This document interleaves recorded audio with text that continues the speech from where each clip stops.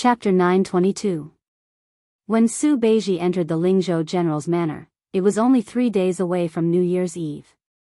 Almost as soon as he entered the official residence, he immediately followed His Royal Highness to Liangzhou. If this special honor fell into the eyes of others, it would really be Bailiang's favor. On the return journey, there were 2 carriages. Huyan Guanyin occupied one. Su Fengnian and Su Beiji squeezed into the other carriage. The 2 coachmen were respectively Su Yanbing and Hong Shuwen. There were no other personal guards or attendants. Su Beiji listened to Su Fengnian talk about the matters of Huangnam County and did not comment. Persimmon and Zhu Zi, when they interacted with each other, they seemed to be quite similar to the king of Yen and Nalin Yusi. They could be said to be the perfect example of a ruler and his subjects being compatible. The first time Su Beiji opened his mouth was to ask why he did not let Song Gu, who blocked the way, finish speaking. This was because Su Beiji was clear about the matter of Shitakian. Originally, Eagle Guard's negligence of Ren Shanyu's serious injury was not a big deal. However, when His Royal Highness saw the result with his own eyes, with Chu Lushan's gloomy nature, Song Gu's official career was definitely over. Whether or not he could keep his life was another matter. If Su Fengnian scolded and kicked him a few times and got angry, Chu Lushan could use this as an excuse to get off the donkey. He only needed to heavily reprimand Song Gu. In the end, he could still forgive Song Gu. At most, he would temporarily teach him a lesson and give face to His Royal Highness and the Eagle Guard. In the future, he would not hinder Song Gu's appointment. However, Su Fengnian did not say anything. How could Chu Lushan dare to take the initiative to minimize the matter? Su Fengnian's answer at that time was that he would never interfere in the affairs of Bailiang's spies. He could even tolerate the Peregrine Falcon and the Eagle Guard, who had turned from a colleague to a rival after the Bailiang spy agency split up. However, he would never allow the 2 to be like fire and water and take advantage of each other to hit each other when they were down. Bailiang could not afford this kind of internal friction. On this matter and all the disputes in the future, Su Fengnian would not be partial to his second sister, Su Weisheng. He would not deliberately support the Eagle Guard to suppress the Peregrine Falcon. Similarly, he would not take the initiative to side with Chu Lushan. He would not beat the paste 50 times and settle the matter with 50 strokes of the paddle. When Su Beiji heard this answer, he smiled generously. Obviously, he was quite satisfied. It was difficult for an upright official to settle a family dispute. The root of the problem was that the person who held the bowl of water was not impartial. If he was not impartial this time, it would be difficult in the future. However, being impartial also had its difficulties and disadvantages. If he was not careful, he would be in a difficult position. This depended on whether Su Fengnian could persist to the end. Su Fengnian told him everything he knew. In addition to the 3 princes of Huangnam County joining hands to come to the general's residence to express their loyalty, he also mentioned that each of them wanted to be an official. The way they wanted to be an official was also very different. He also mentioned to Su Beiji that Wang Lifting had offered to spend money to buy the golden thread weaving. Hearing this, Su Beiji frowned and said, "Can this person take on a big responsibility?" Su Fengnian shook his head and said, "I've only met him once.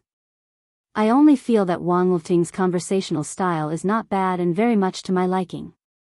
As for whether or not he can take on the golden thread weaving, I still need to get a few more detailed reports on the purple gold Wang family. Then, I'll bring Wang Lifting out for a walk to know whether he is a mule or a horse. However, the golden thread weaving is in Lingzhou. When the time comes, the one who will have a headache will be you, the provincial governor of Lingzhou." Su Beiji asked, "Then what about the old weaving, Li Shifeng?" Su Fengnian said shamelessly, "I haven't thought about it yet." "Why don't you decide when the time comes?" Su Beiji glared at him. He was probably too lazy to pay attention to His Royal Highness and sank into deep thought alone. Every Dao in the world had a weaving bureau. Even the Bailiang Dao was no exception.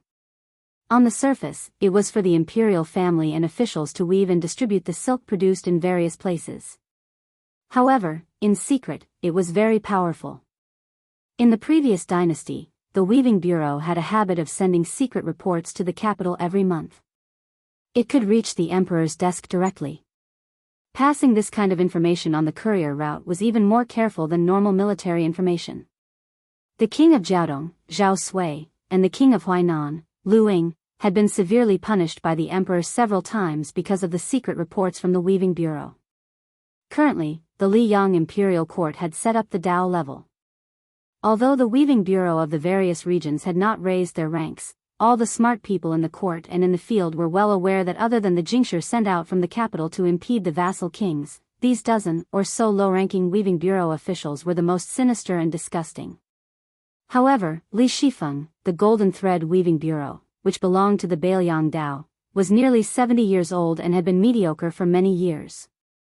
He had never had any interactions with the king of Biyao, Su Shao. He neither took the initiative to flatter nor was he too estranged. Once, there was a twice-yearly, half-year discount that was inadvertently intercepted by a group of audacious horse bandits on a post-house road. Only then did people know that this chief weaving official was muddle-headed and bored enough to introduce His Royal Highness' antique collection to the Emperor of Biyao. He listed nearly 40 items and more than 600 pieces in detail. No one could understand why such a muddle-headed old man was allowed to stay in Biyao and waste the salary of the imperial court. It was said that after the secret report was leaked, Su Shao, who was still a pillar of the country at that time, laughed heartily when he heard about it. He had people send the same amount of money as the Zhao family's salary to the Golden Thread Weaving Bureau. Over the years, Li Shifeng was not afraid of the emperor's suspicions and received the money every time. However, no matter how much outsiders ridiculed and looked down on this old man, Li Shifeng, the insiders of Biyao, and even Li Yishan, had carefully analyzed this person's official career and talent. Su Shao did not send the money to make fun of Li Shifeng's idleness. Instead, he was telling the Golden Thread Weaving Bureau, who was good at analyzing the situation in Biyao, that he, Su Shao, had begun to have his eyes on him. Chapter 923. Su Fengnian didn't hide anything from Su Beiji. When the Yan family betrayed Biyao and went to the capital to enjoy wealth, it was the Weaving Bureau that pulled the strings between the imperial court and the imperial court. The escape route, the disguise, and the various locations along the way were all carefully planned. However, Li Yishan had been watching from the sidelines. In this game of intrigue between Biyao and the imperial court, Biyao was one step ahead. In addition, Chu Lushan spared no effort in investigating. In the end, they were intercepted by Biyao spies. However, Su Fengnian was soft-hearted and personally pleaded for mercy for the Yan family. Only then did Su Shao let them go. Otherwise, even if Wang Xianji came to Biyao personally to save them, she would only be able to save one or two people. Although Li Shifeng lost, it was amazing that he could still do what he did when he was surrounded by wolves in Biyao. Su Beiji broke the silence and said, if Li Shifeng wants to spend his old age peacefully, he has to make a deal with Biyao before he returns to the capital. However, this deal will only benefit him. Su Fengnian was silent, but his expression was somewhat gloomy. Su Beiji raised his eyebrows and said bluntly, I remember that you used to have 3 very good friends. Among them, Yan Qiji has already followed his family to the capital to become a relative of the imperial court. He has a bright future ahead of him. Kong Wuqi isn't bad either. At the end of the year, he also became a commandant of the imperial army. In the end, only Li Hanlin is left in Biyao. Do you really have the heart to do that? You haven't even become a vassal king, yet you plan to become a loner? Su Fengnian said calmly, no matter what the result is, even if it is the worst, I will ensure that the Li family will never have to worry about food or clothing. Li Hanlin not acknowledging me as a brother is also my own fault. Su Beiji smiled faintly and said, how pitiful. Su Fengnian kicked this fellow. Su Beiji leaned against the wall of the carriage and patted his clothes. He asked casually, that good friend of Wang Lifting, Sun Yin, was praised by Yao Baifeng as a talented bull. Yao Baifeng became the left chancellor of the Imperial College and controls the literary world. Did any spies say that master wanted to invite Sun Yin to be the chancellor? Su Fengnian laughed and said, Zhu Zi, you're really something. If I didn't know that Yao Baifeng had secretly sent someone to invite Sun Yin and promised that as long as this fellow was willing to go to the capital and become the chancellor of the Imperial College, he would be able to participate in the court examinations next year.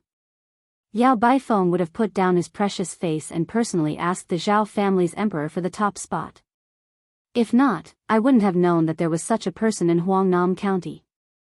However, you can relax but you can't. Sun Yin has already been sent to Lingzhou by Wang Lufting. I plan to let him become a 6th-rank official with real power. If you become the provincial governor of Lingzhou and are overshadowed by this person, be careful that I don't let him replace your position in a fit of anger. Su Beiji glanced at Su Fengnian and didn't say anything. Su Fengnian smiled, don't worry, don't worry. I like the new and not the old. No matter how capable Sun Yin is, Zhu Zi, you're still my old love. My favor won't decrease. Su Beiji laughed coldly, stop the car quickly. Let me go out and vomit. Su Fengnian looked hurt, you don't understand. I saved all the good stuff for you first. I picked up a heavenly blue gall bottle from the Dongyue Imperial Kiln at the Peach Cheeks restaurant. There's no other bottle like it in the world. You really don't want it? Then I'll give it to Chen Shiliang. That fellow is more sensible than you. Su Beiji closed his eyes to rest and said calmly, hurry up. At noon on New Year's Eve, His Royal Highness was finally seen on Mount Qingliang, which was already decorated with lanterns and colored banners. Su Fengnian arranged for Huyen Guanyin to stay in a quiet courtyard. He didn't plan on letting her meet up with the girls from Wutongan. Su Shao accompanied them along the way. He didn't say much and was just happy. His younger brother, Huang Manor, had grown a few centimeters taller. There was a hint of anger between his eyebrows. When he wasn't smiling, he was abnormally heroic and exuberant. However, when he smiled foolishly with his father, this instantly broke down. Fortunately, he no longer drooled, but this still left Su Fengnian speechless. When they went to see second sister, the family of 4 finally reunited. Su Weisheng, who controlled half of Beiliang's spies, was now living in Wutongan so that he could handle confidential affairs. In Wutongan, apart from the 2 senior maids, Sweet Potato and Blue Bird, who didn't participate, the other 2 maids had all become Beiliang's female hanlon. They read and sift through military intelligence and spy reports and had the right to approve them. Those in the know called them Vermilion's maids. This was especially true for Lu Yi, who was second only to Su Weisheng in the 19 ways. It was as if she was born to be good at scheming and planning and had become the second in command of Wutongan. The second Junju, who demanded perfection, reprimanded almost all of the maids, but she relied heavily on Lu Yi. The 3 men of the Su family entered the room in Wutongan. Su Weisheng sat in a wheelchair behind a low desk that was specially made for her. She raised her head and glanced at the 3 of them.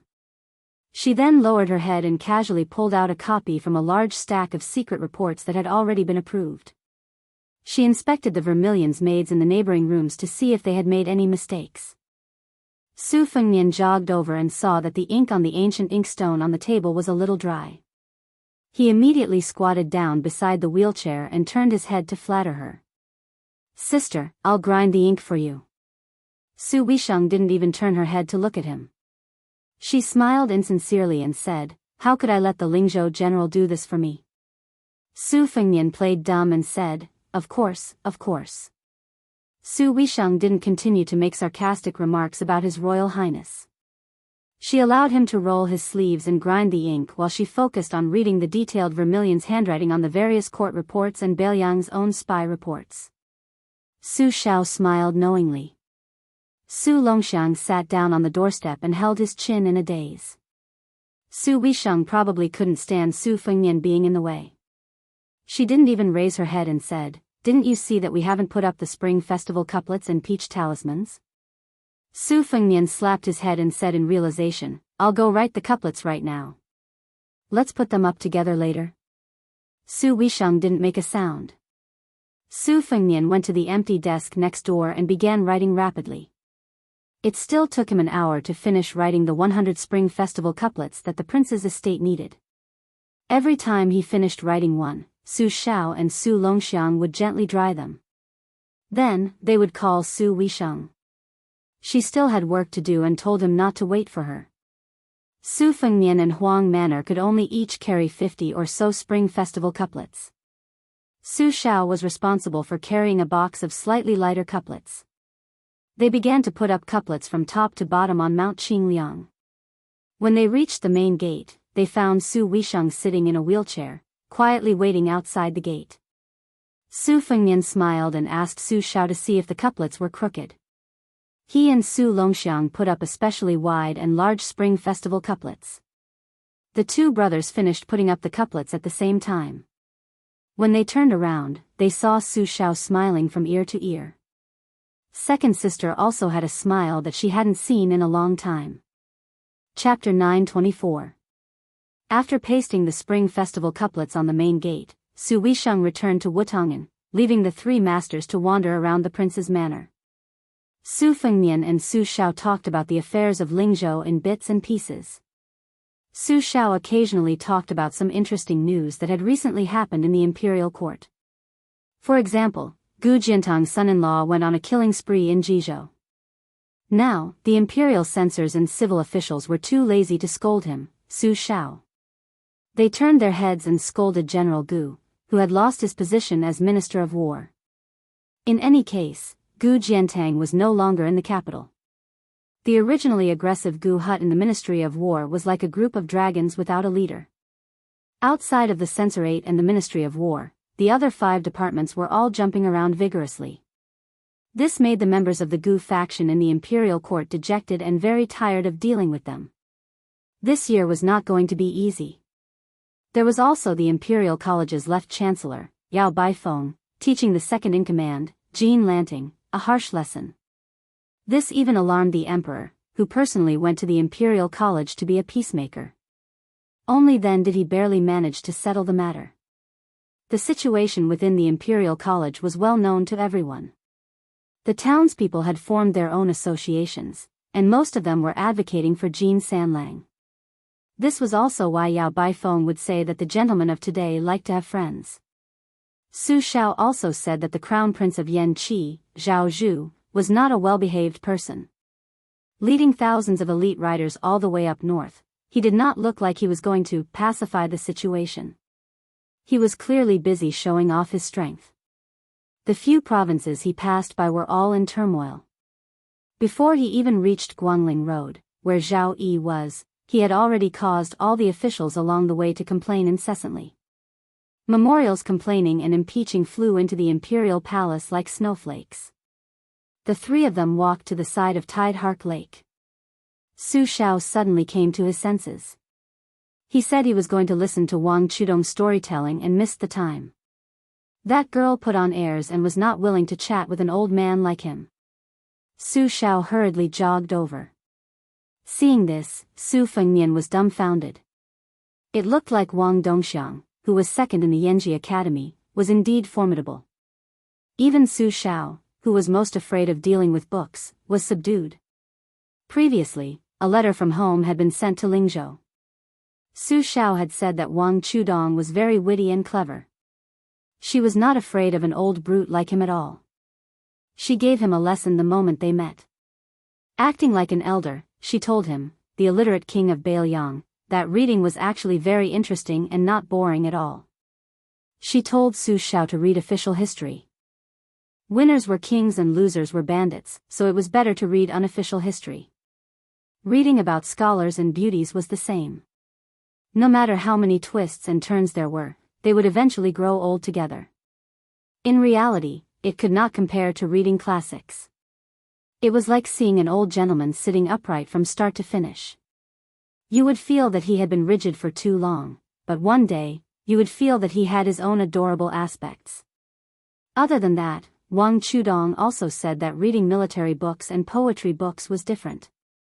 Su Fengnian felt great admiration. This girl was really daring to teach Su Xiao how to read.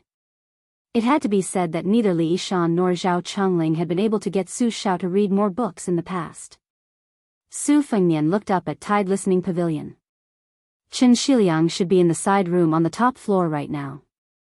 Everyone in the Wang Fu said that this young man was increasingly similar to that state scholar who had died without a grave. Su Fengnian looked away and saw Su Jizi sitting alone in the pavilion, throwing a large amount of bait into the lake. The koi fish rolled in a grand scene. Su Fengnian squatted at the edge of Tide Listening Pavilion's platform and said to Huang Man, beside him, Lu Qiu, said that the section of willow whose body I tore apart did not die. He probably used an unorthodox qi cultivator's ability to cunningly escape before he died.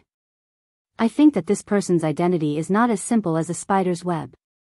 It's fine, we will definitely have a chance to interact with him in the future. Huang Man nodded earnestly. Su Fengnian said self-deprecatingly, I'm puzzled.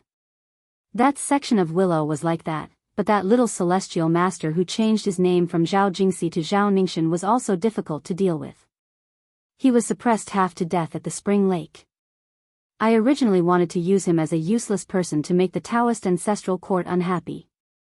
I didn't expect that when I returned to Mount Longhu, I heard that Zhao Ningxian's realm had advanced by leaps and bounds again.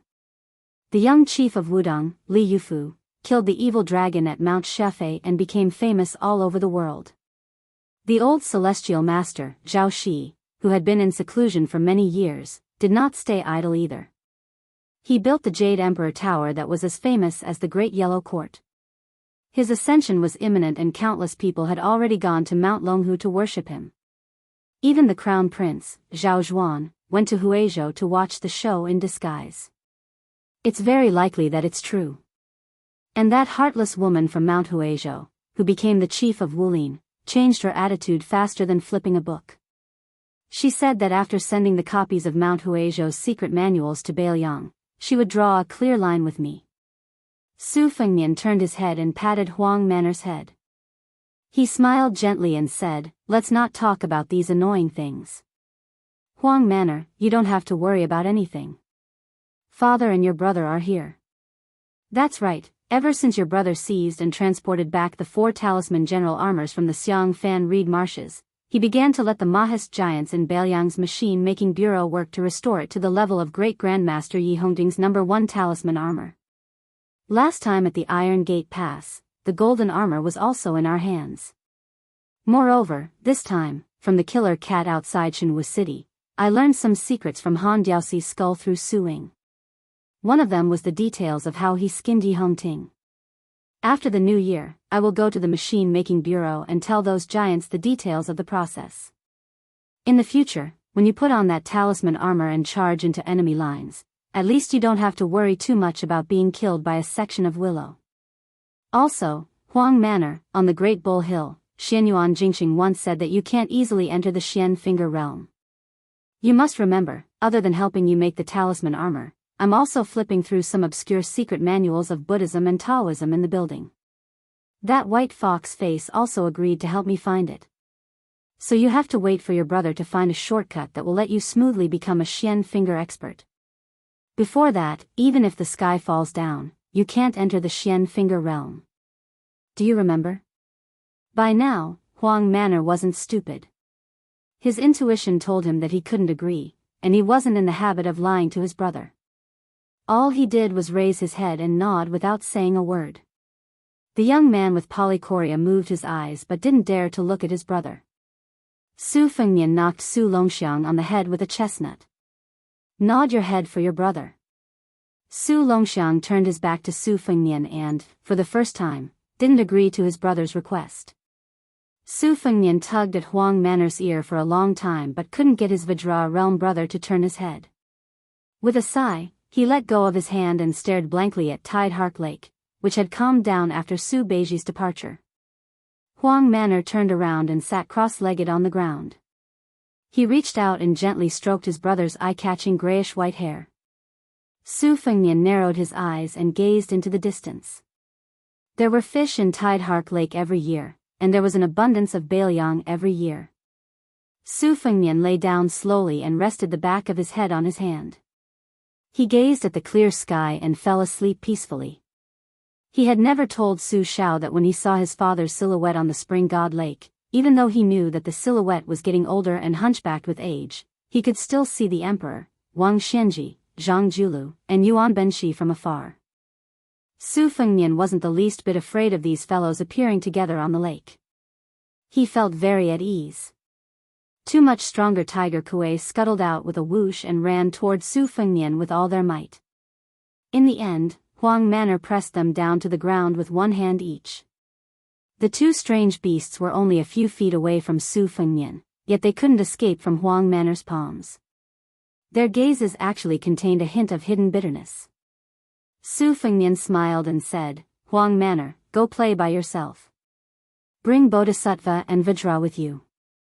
I still need to sit here for a while and think about something." Huang Manor grinned and nodded. He dragged the two tiger kuei with him and ran far away. Huang Manor strolled around.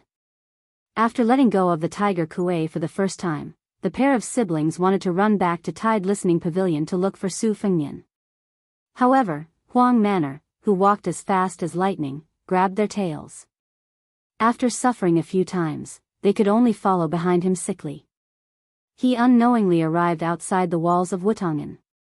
In the end, he found that his father didn't go to listen to the story of that sister-in-law.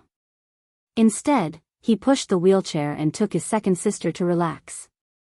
When Su Xiao saw Huang Manor, he waved his hand. When the female tiger kuei called Bodhisattva saw Su Weisheng, she seemed particularly affectionate and lively.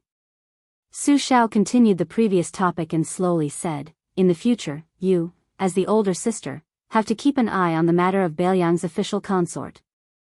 Xiaonian knows what she's doing. Father isn't just more at ease, he's the most at ease. It's only when it comes to matters of the heart that this child easily disregards the consequences once he falls in. Wei Xiong, it's not that I'm worried about the military and politics of Beiliang being affected. I've worked so hard to build up such a large family business. If in the end, my son can't even afford to squander it, then how am I supposed to be a general? How am I supposed to be the king of Beiliang after the new year? It's just that I'm very afraid that you, my younger brother, will get hurt. I'm a rough man, but I've seen many people come and go. I also know that this kind of invisible injury is more hurtful than a serious injury caused by a knife or arrow. Perhaps you won't be able to recover from it for the rest of your life." Su Weisheng grunted in acknowledgement. Chapter 925. Then there are the future concubines. To be honest, of the two women that have been temporarily decided, Wang Chudong, who is already in the Fu, and Lu Qingyan, who is in Qingzhou, father does like the little girl Wang Chudong more. However, there are different ranks of concubines. Wang Chudong can only be after Lu Qingyan. After all, the Lu family is full of talents. Compared to Wang Linquan, who relied on Chu Lushan to climb to the position of the richest man in Qingzhou, Wang Chudong is definitely more important to Beiliang in the future. Therefore, in the future, if there is a dispute between the two families, as long as it doesn't involve major issues, you have to side with the Lu family. This can be considered father's compensation to Lu Qingyan as his daughter-in-law. Because father knows that Xiaonian may not be able to open her heart to this poor woman in this lifetime. Treating each other with respect only sounds good, but for a married couple who will spend the rest of their lives together, it is actually a kind of suffering. Father has been going to Wang Chudong's place every day to listen to her stories. First, it is interesting. Second, it is an opportunity to let Beiliang know that this girl is the first daughter-in-law that Su Xiao approves of. In the future, if anyone wants to use the Wang family as a stepping stone to curry favor with the Lu family, they have to first consider whether their flattery will backfire. As for Pei Nanwei, father knows that you don't like this Princess Jing'an. You don't have to go against your heart and deliberately interact with her. Just let her be. In this world, there is only the saying that the elder brother is like the father and the elder sister-in-law is like the mother. There is no such thing as the elder sister taking care of the family. The reason why father nags you about this and wants you to bear this thankless responsibility is because father is selfish. He is afraid that Xiaonian won't have any relatives to take care of her, so you can't marry in this lifetime. Wei Xiong, if you want to resent father, father will accept it. Father is a man who values boys over girls. He dares to take responsibility for his actions. Even when I was living with your mother, even if I had to brace myself, I would still say it so bluntly. Before Jihu was born, he was beaten by your mother. After Jihu was born, he was beaten so badly that it was unbearable to look at.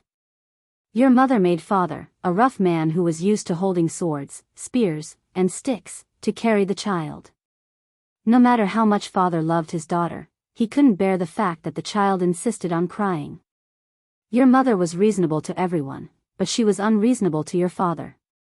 There were several times when I had to attend a military meeting every other day.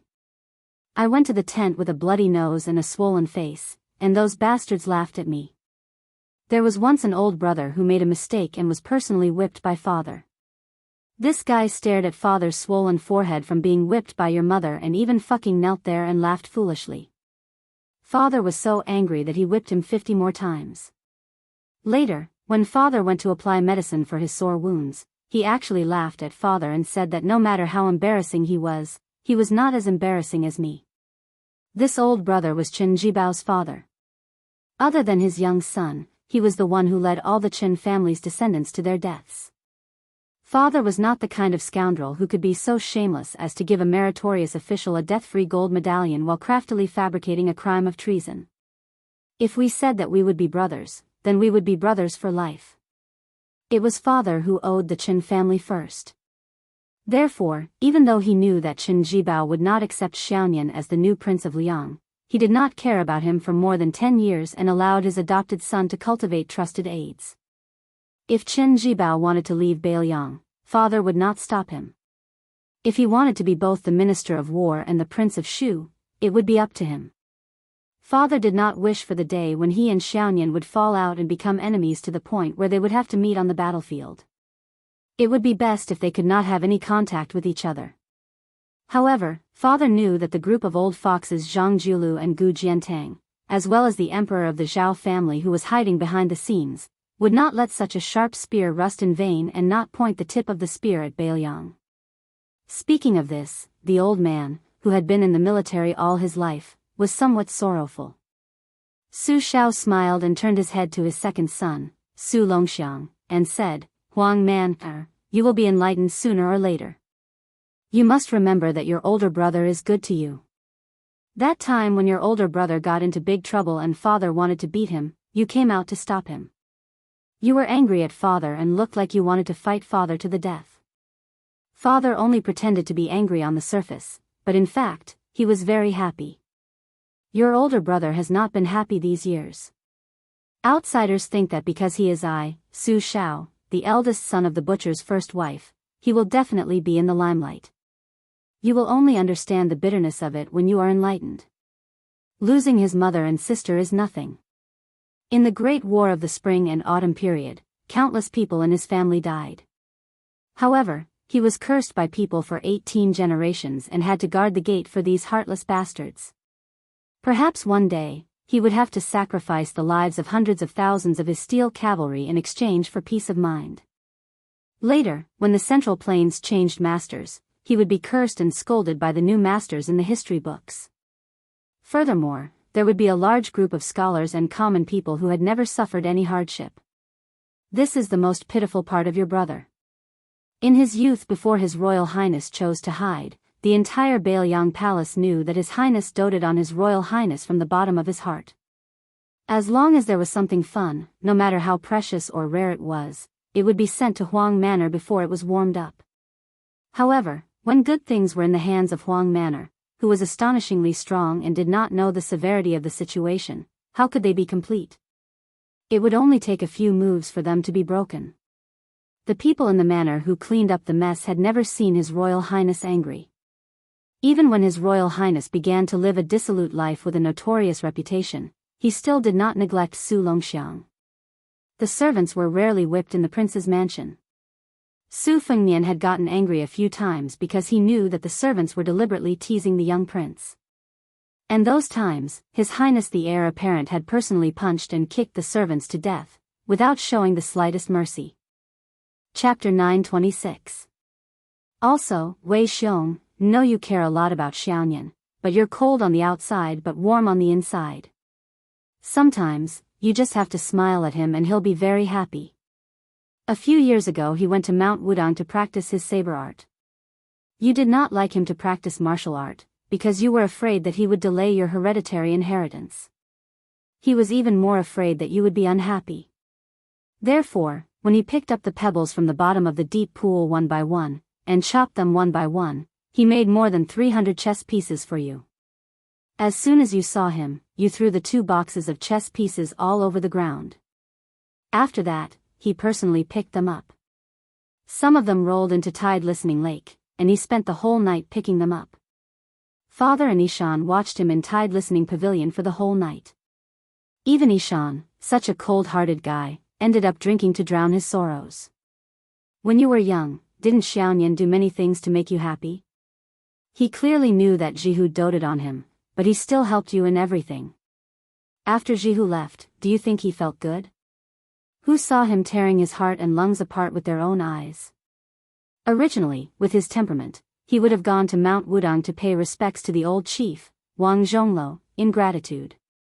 He was afraid of Mount Wudang, afraid of that lotus peak. He was afraid that he would be a scourge, afraid that the people around him would leave because of him. Feng Nian had always given his favorite things to his sister or brother since he was young.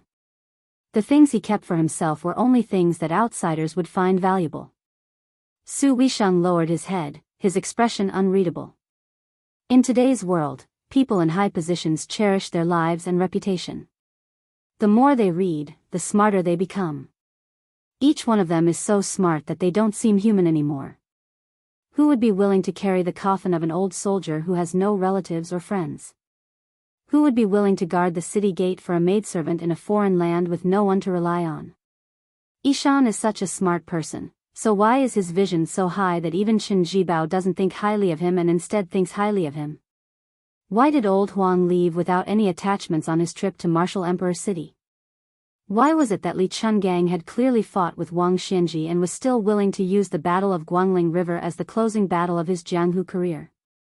Why was it that Huan Wen, who was now the second assistant, who had always spoken a few words of justice for the Biyao, now went against his conscience and did not hesitate to tamper with the transport of grain, racking his brains to make things difficult for the Biyao? It wasn't that Feng Nian's talent in martial arts was higher than those rare great-grandmasters in Jianghu. It wasn't that Feng Nian's intelligence was so great that it was close to demonic. In fact, it was very simple. As long as he sincerely treated people as people and slowly gathered the people's hearts, he would win the overall situation. Back in the day, Dad had gone step by step from a ruffian in the marketplace to a little lieutenant who dared to fight and risk his life. Then he became a general who could easily massacre cities. In the end, he became the king of Baliang with hundreds of thousands of cavalry.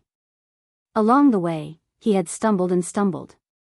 In the eyes of many smart people who didn't think highly of Dad, he had made it this far.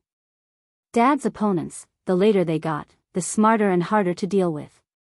But many of these smart people died without understanding why Dad had the last laugh. Dad believed that most of them could only comfort themselves before they closed their eyes that this was the will of the heavens and that Su Zhao's life was too tough. This saying was both correct and incorrect. Dad wasn't very literate, but he knew one thing. If you didn't let anyone down, many people might not understand. Or perhaps they understood but didn't care. They might even treat you like a fool, thinking that they had taken advantage of you. This didn't matter. In the end, there would still be people who would remember. Even if there weren't many people who remembered, they would all be willing to put in effort and then fight to the death. Even if it was 1 against 2, he would still be unrivaled. If he lost, it didn't matter. He could still make a comeback. There were more than 600 memorial tablets below the Tide Listening Pavilion, as well as Feng Nian's old soldiers respectfully sending him off before he entered the capital. All of this was proof. Therefore, Dad was more certain than anyone that the Baliang in the future would be even more of a headache for Bei Meng than when it was in Dad's hands. When her father was still young, it wasn't that he didn't want to be a stable rich man. That way, he could at least give his children a peaceful life. But Qin Jibao was good at everything, except that he was too smart. Once a smart person made a mistake, it would be a huge mistake that no one could reverse. Feng Nian was also smart, but he was far better at listening to others than Qin Jibao.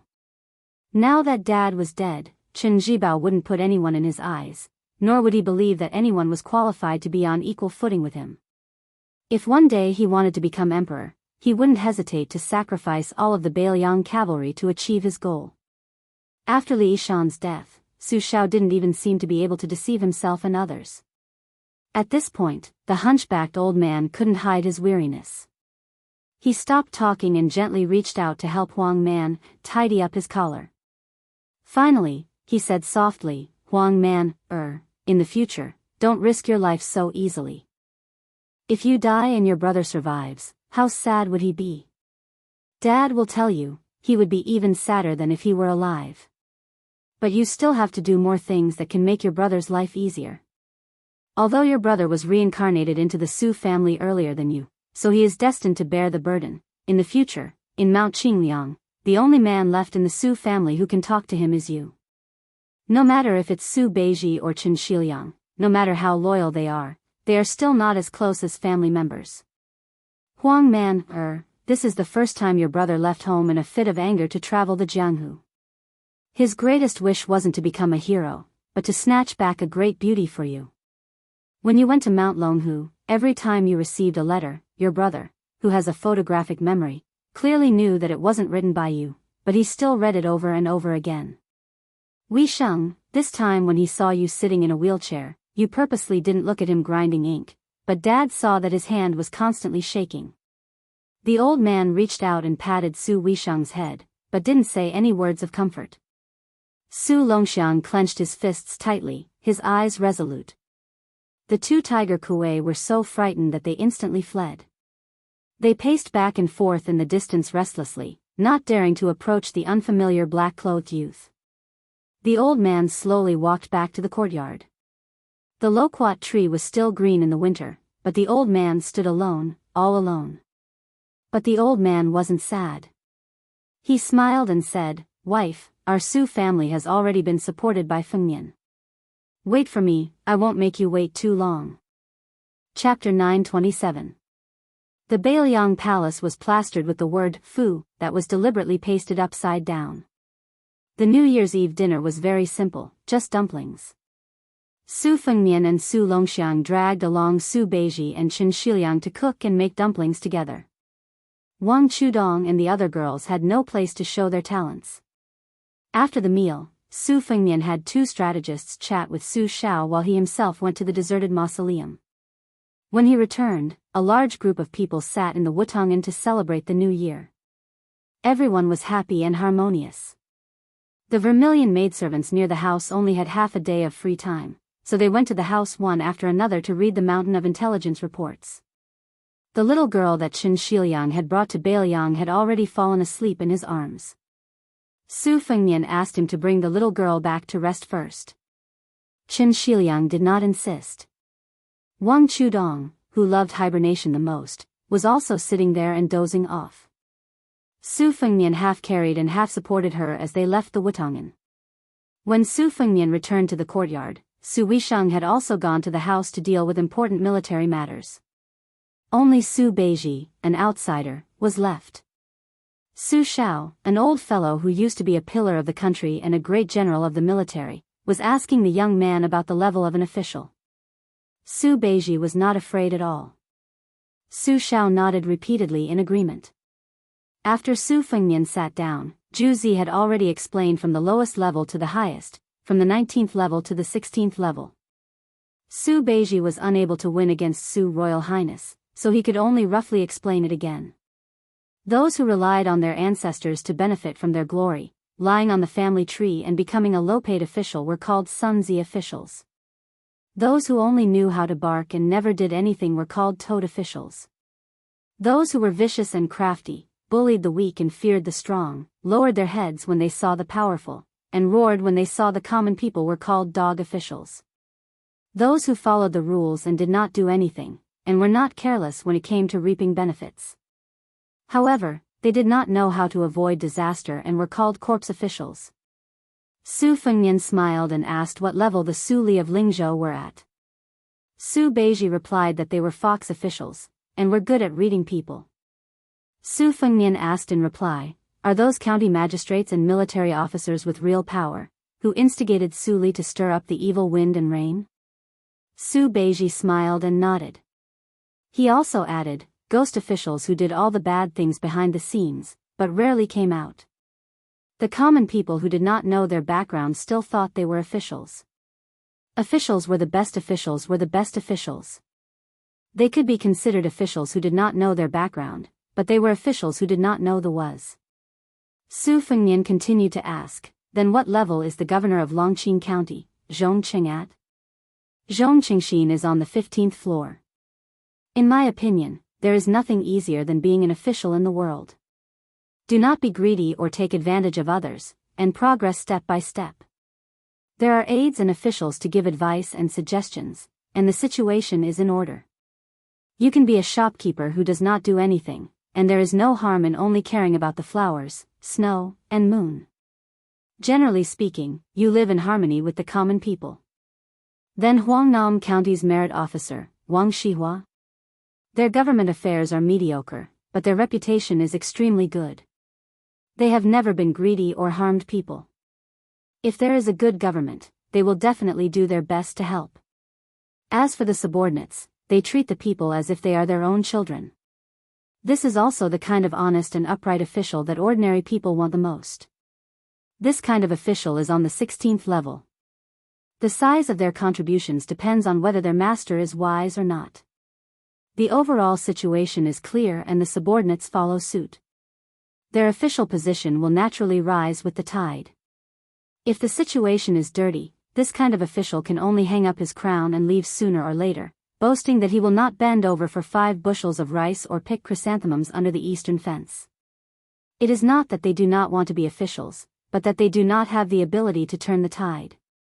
They can only take a step back, cherish their reputation, and retreat at the top of the tide. Officials who have left their names in history are all like this.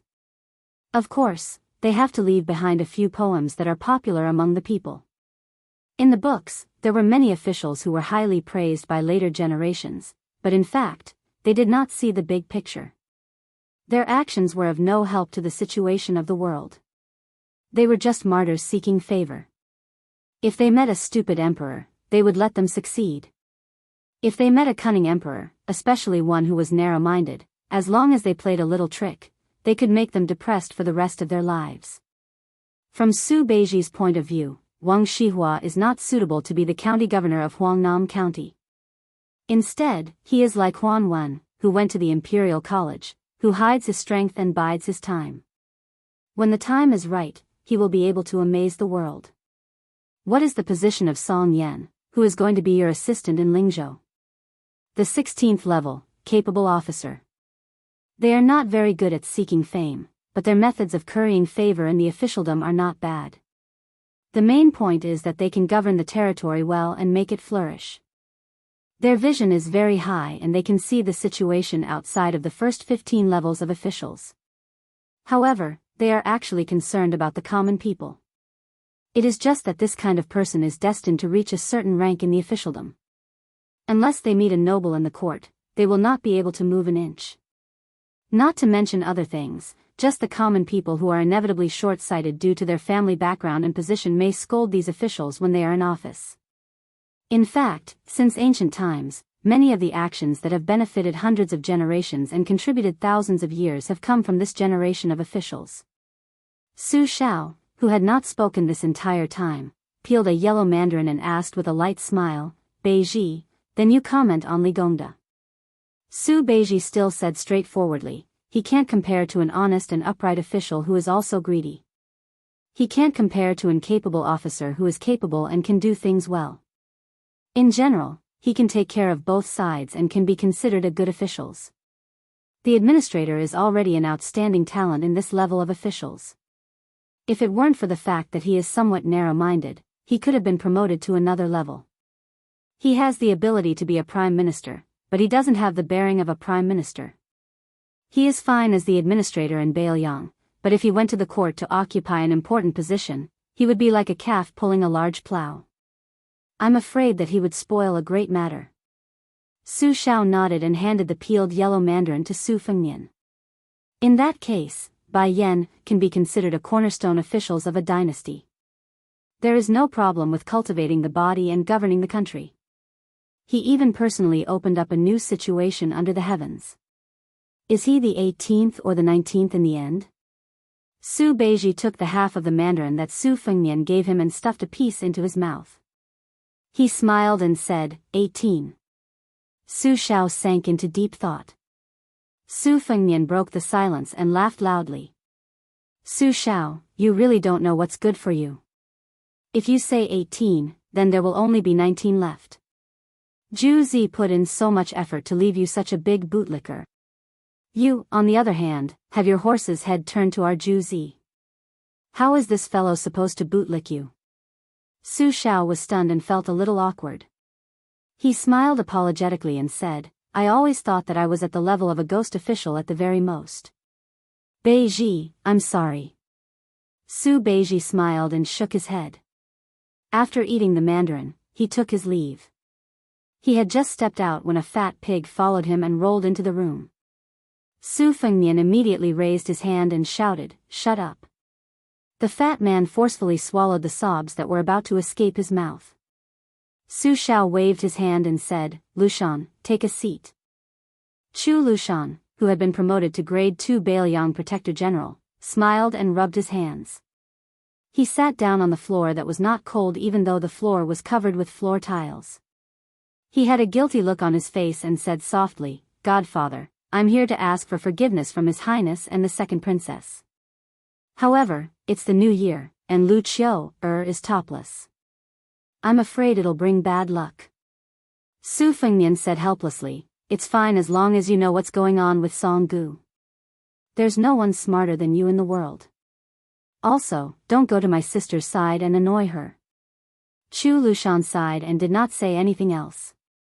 Upon hearing this, Su Weisheng walked out of the room and said coldly to Chu Lushan, You're the Protector General of Biyao. Aren't you bored of doing those petty and dirty things for half a year? Chu Lushan shrunk his neck that was so short that it was almost invisible. He did not dare to talk back. In fact, back in the days of the Su family, eldest Princess Su Weisheng had always hated this fat man. On the other hand, Su Weisheng did not have any prejudice against him. Su Weisheng turned to Su Xiao and said, Father, I'll make a secret assessment of the Biyao officials' levels that Su Beiji mentioned. It will not be made public.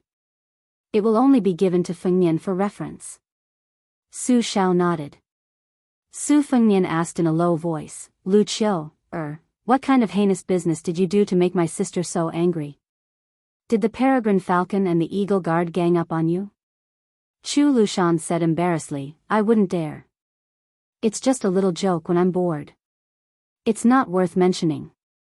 The more secretive Chu Lushan was, the more curious Su Fengnian became. He asked, Tell me about it. Chu Lushan scratched his head and said carefully, In the past, Lu Qiu, was in charge of the spies in Biyao. Therefore, Lu Qiu, knew a little about some of your highness's 3 trips. On the 3rd trip to Beimang, foster father told me more, so, Su Fengnian laughed and scolded, Spit it out. Chapter 928. Chu Lushan had probably come to the realization that if he stretched out his head, he would also be stabbed if he retracted his head.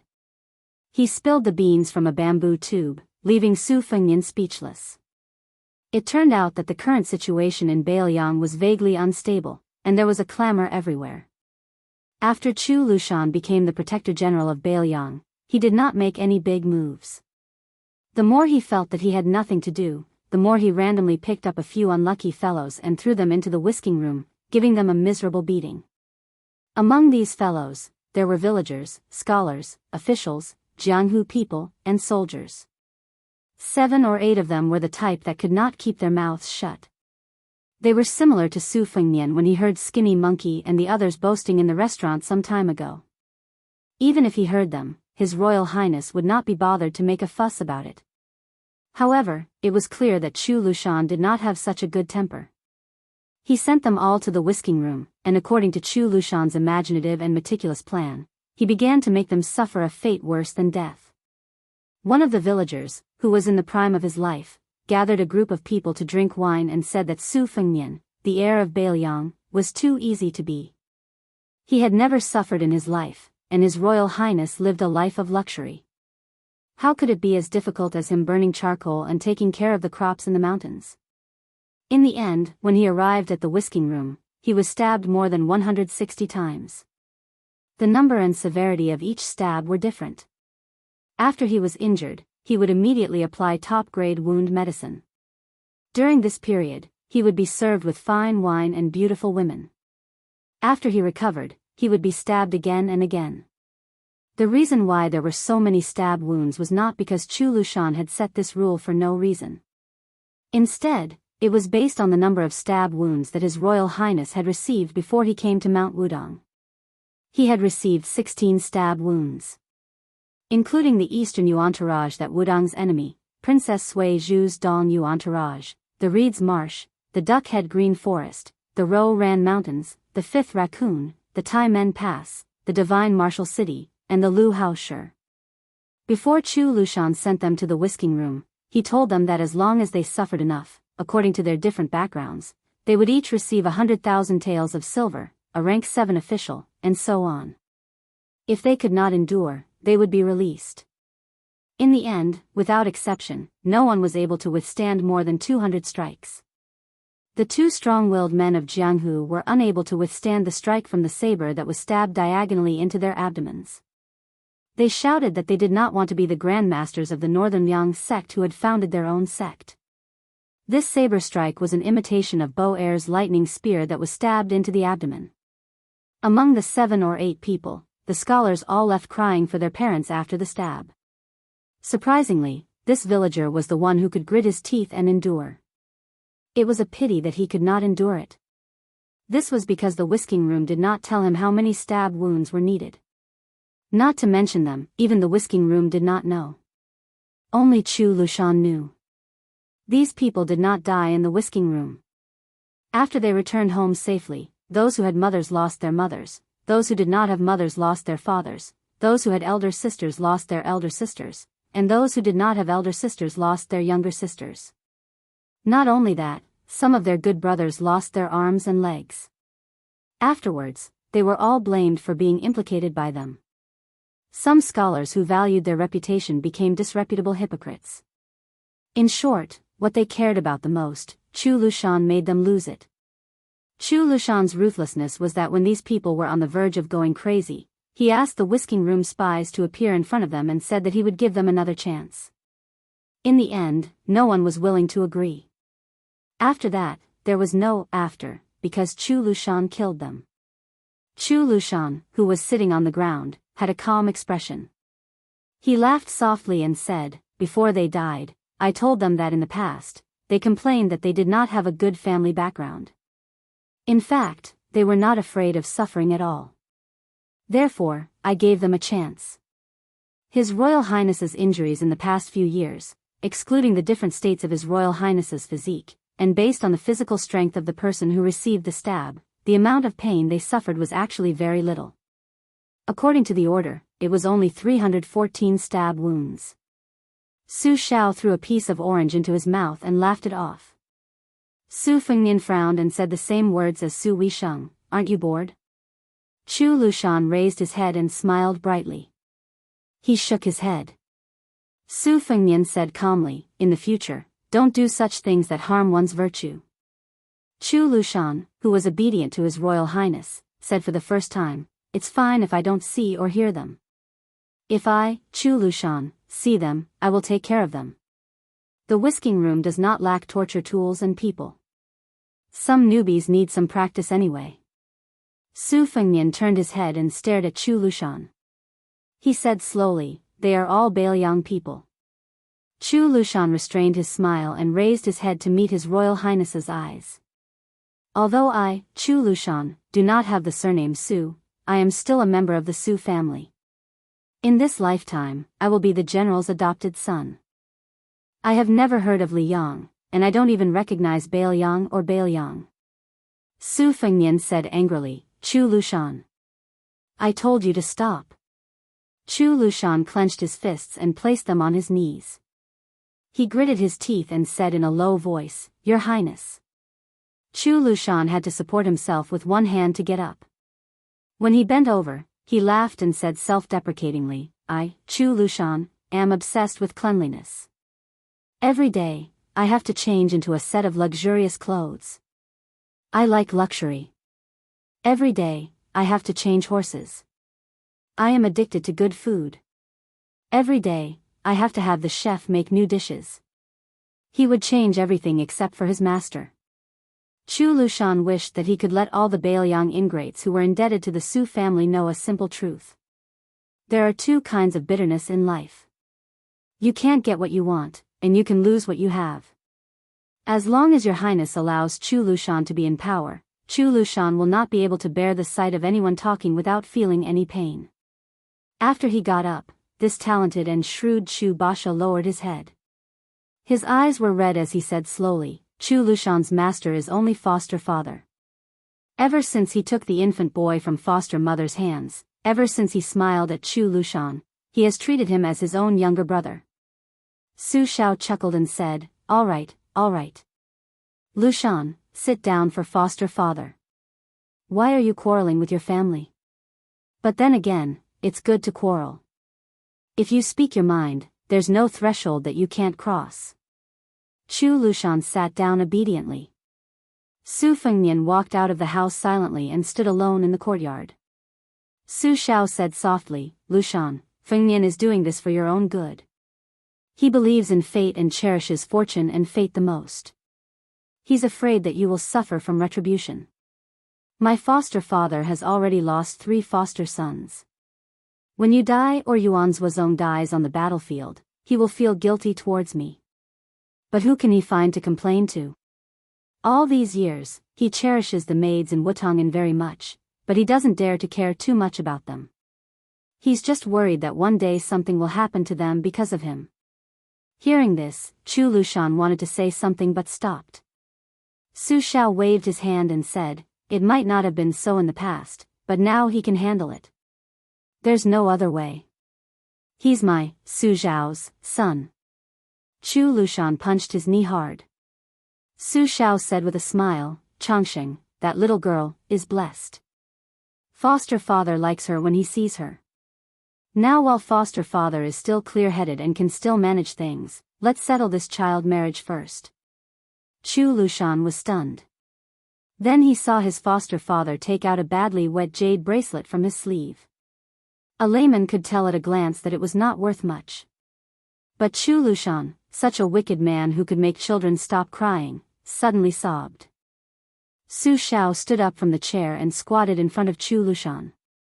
He said with emotion, it's reasonable to say that this bracelet is the heirloom of our Su family. Foster father wants to help your foster mother to give it to the future wife of the king of Biyao. But it's not something that can be done. Foster father thought about it and decided not to give it to his daughter-in-law, but to give it to his granddaughter-in-law is the same. You also know that among the 6 foster sons, your foster mother loves you the most. She said that you are talented, honest, and know how to repay kindness. She also advised you to read more. You also know that your foster mother rarely cries. That time when you helped your foster father carry so many swords, your foster mother saw you being carried back on a horse and cried in front of everyone. She even scolded me, Su Shao, for being a good-for-nothing and scolded me for not treating you as a son. And that time when you rode thousands of cavalry to Shu, your foster mother calculated the time and then waited for you on the mountain for a few days. She was always afraid that you wouldn't come back. She even told your foster father that when you have a daughter in the future, you must be even closer. But in the end, you gave birth to a string of sons. Before your foster mother passed away, she was still worried about this matter and said that she would most likely become his granddaughter-in-law. Chu Lushan held the bracelet that his foster father gave to his foster mother as a token of love. He cried like a child. Chapter 929. On the first day of the new year, regardless of whether it was the emperor, officials, or commoners, every household had to have some free time. Even the New Year greetings had to start tomorrow. However, 2 carriages had already quietly left Liangzhou and were heading towards Lingzhou. On one carriage, other than Huyan Guanin, who was nominally serving Su Fengnian, there was also a woman who said she wanted to leave the palace for a breather. The 2 women had similar looks. Scholars despised each other, and it was natural for women to be jealous. However, Su Fengnian ran to discuss Lingzhou matters with Su Beiji and did not pay attention to them. Thus, it did not matter if they were harmonious or at odds with each other. According to the agreement, Northern Liangdao's official documents would be sent to Huangnan County on the 6th day of the first month. Other than Governor Song Yan, who was promoted to the title of Little Governor in Lingzhou, Zijin Wang family's Wang Luding would also go to Jinlu County. The two family disciples of Lingsu Wang family would also go to Yuliang Prefecture to be the county magistrate and deputy county magistrate respectively. In addition, Commandant Jiao Wui would enter the Lingzhou general's manor and be promoted to the third in command of Lingzhou's military, Yanxia Commandant. At that time, even an idiot would be able to see that the new Lingzhou general was determined to make the administrator, who was also the Lingzhou governor, into a slow stew. On the second day of the first month, Lingzhou was very lively. Logically speaking, some of the officials and dignitaries who were far away and could visit Sir Li in a few days all rushed over on the same day. The administrator's manor was filled with people and carriages. The housekeeper and gatekeeper of the Li manor could be considered particularly slick and clever, but they still couldn't handle the social interactions. They all wished they had 3 heads and 6 arms. Li Gongda did not rest for a moment in the morning and was busy until dusk. Many of his old friends and confidants could only deal with it by drinking a few mouthfuls of wine. Otherwise, even if Li Gongda had a large amount of energy, he would not be able to handle the waves of guests. Li Hanlin did not return home for the new year this year. He wrote a letter back home that was clearly written by someone else. He said that he was going to Beimang to play around. Seeing this, Li Fujian's heart jumped.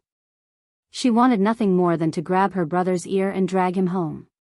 She put down the letter, picked it up, and put it down again. Li Fujian felt a bit of hidden bitterness. She was indeed as her father had said. She did not understand what men were thinking.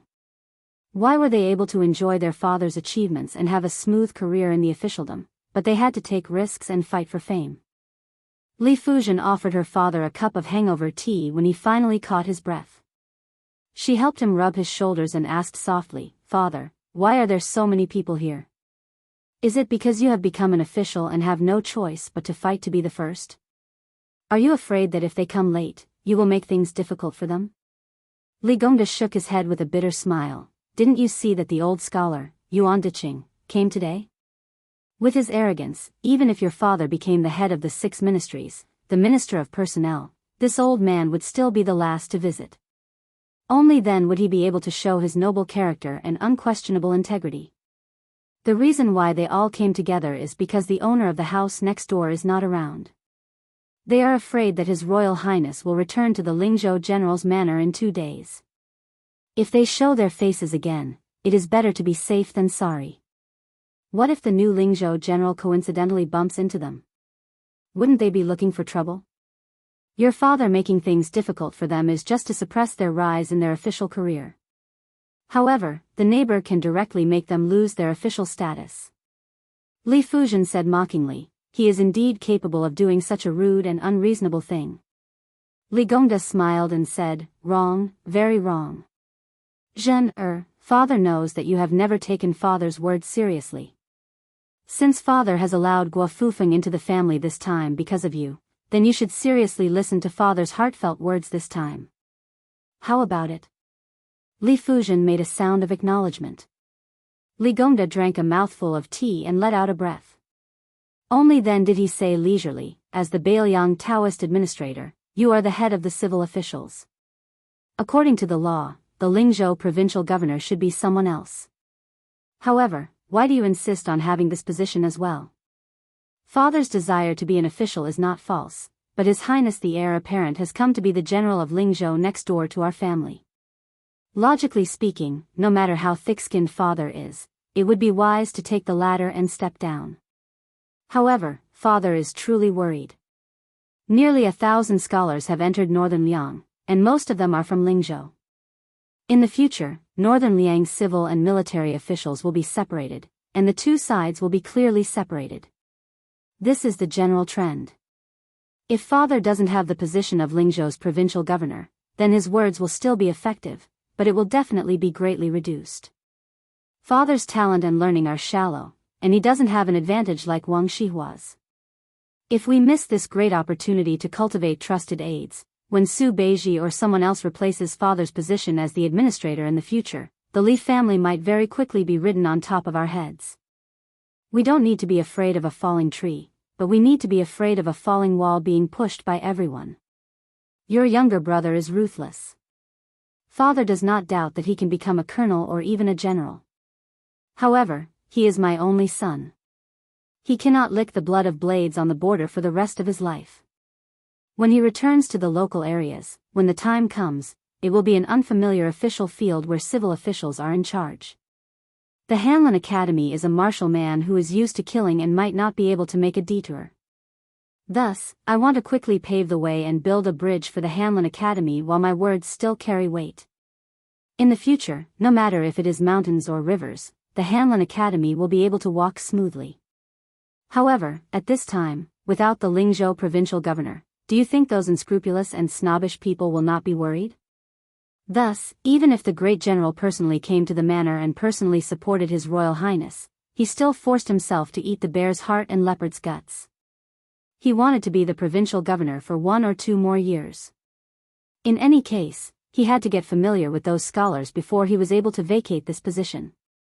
As for His Highness, unexpectedly, he was able to endure it.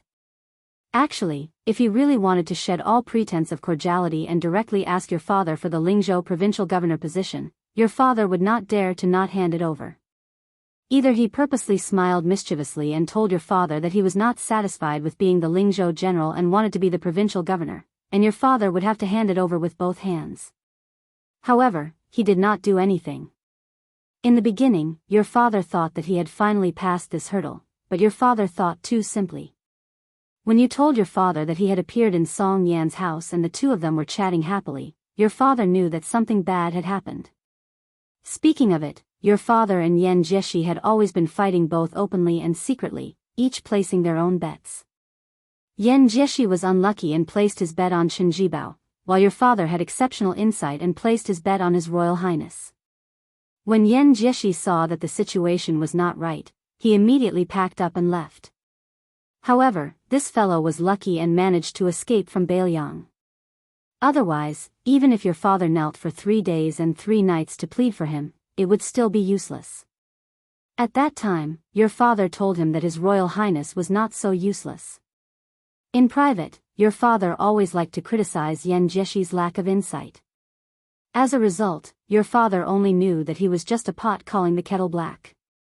His Royal Highness went to Huangnam County this time and abducted 3 family heads in Huangnam County, plus Song Yan, who was estimated to be the provincial governor of Lingzhou soon. Jenner, you always felt that Hanlin went to the border to join the army, and it was His Royal Highness who harmed him. However, have you ever thought about why Hanlin, such a stubborn ghoul, suddenly changed into another person? The reason is actually not complicated. You also know it in your heart, but you just don't want to admit it. You told your mother that your younger brother felt that Hanlin had lost face when he went to Yanxi Bazaar in the capital and that kid from the Kong family became officials and had a bright future ahead of him, so he gritted his teeth and worked hard. You really don't know that in the past, Hanlin couldn't wait for the 3 brothers to become undisciplined and out of control, so that he would be the only one to freeload. Then, he would be able to eat and drink freely and live a carefree life in a muddle-headed way. For him at that time, when his brother became successful, he was prouder than himself. Why did he go to the border? Why did he become a crossbowman? There was no other reason. It was because Hanlin knew that among the 3 brothers, His Royal Highness, who he admired the most, could already be independent. Hanlin only began to realize at that time. In addition, he had always been learning from His Royal Highness. When His Royal Highness was messing around, he messed around. Since His Royal Highness stopped messing around, he naturally felt bored. Therefore, he became the Li Hanlin that his father and sister did not know. Jenner, do you dare to say that the Li Hanlin today does not make you feel gratified? Do you not feel honored? So, what do you have to complain about His Royal Highness? In the end, it's because for so many years, your heart. Li Fuzhen said plainly, Father, the tea is cold. I will help you change a cup. Chapter 930. Li Gongda passed the teacup over and sighed softly. Forcefully picked melons are not sweet, then what about the melons you picked yourself? Li Gongda collected his thoughts and muttered to himself, forget it, since things have come to this, it's good to not be the provincial governor of Lingzhou. If I give it up quickly, the Su family will remember this favor. It's time to return Lingzhou to a stable officialdom.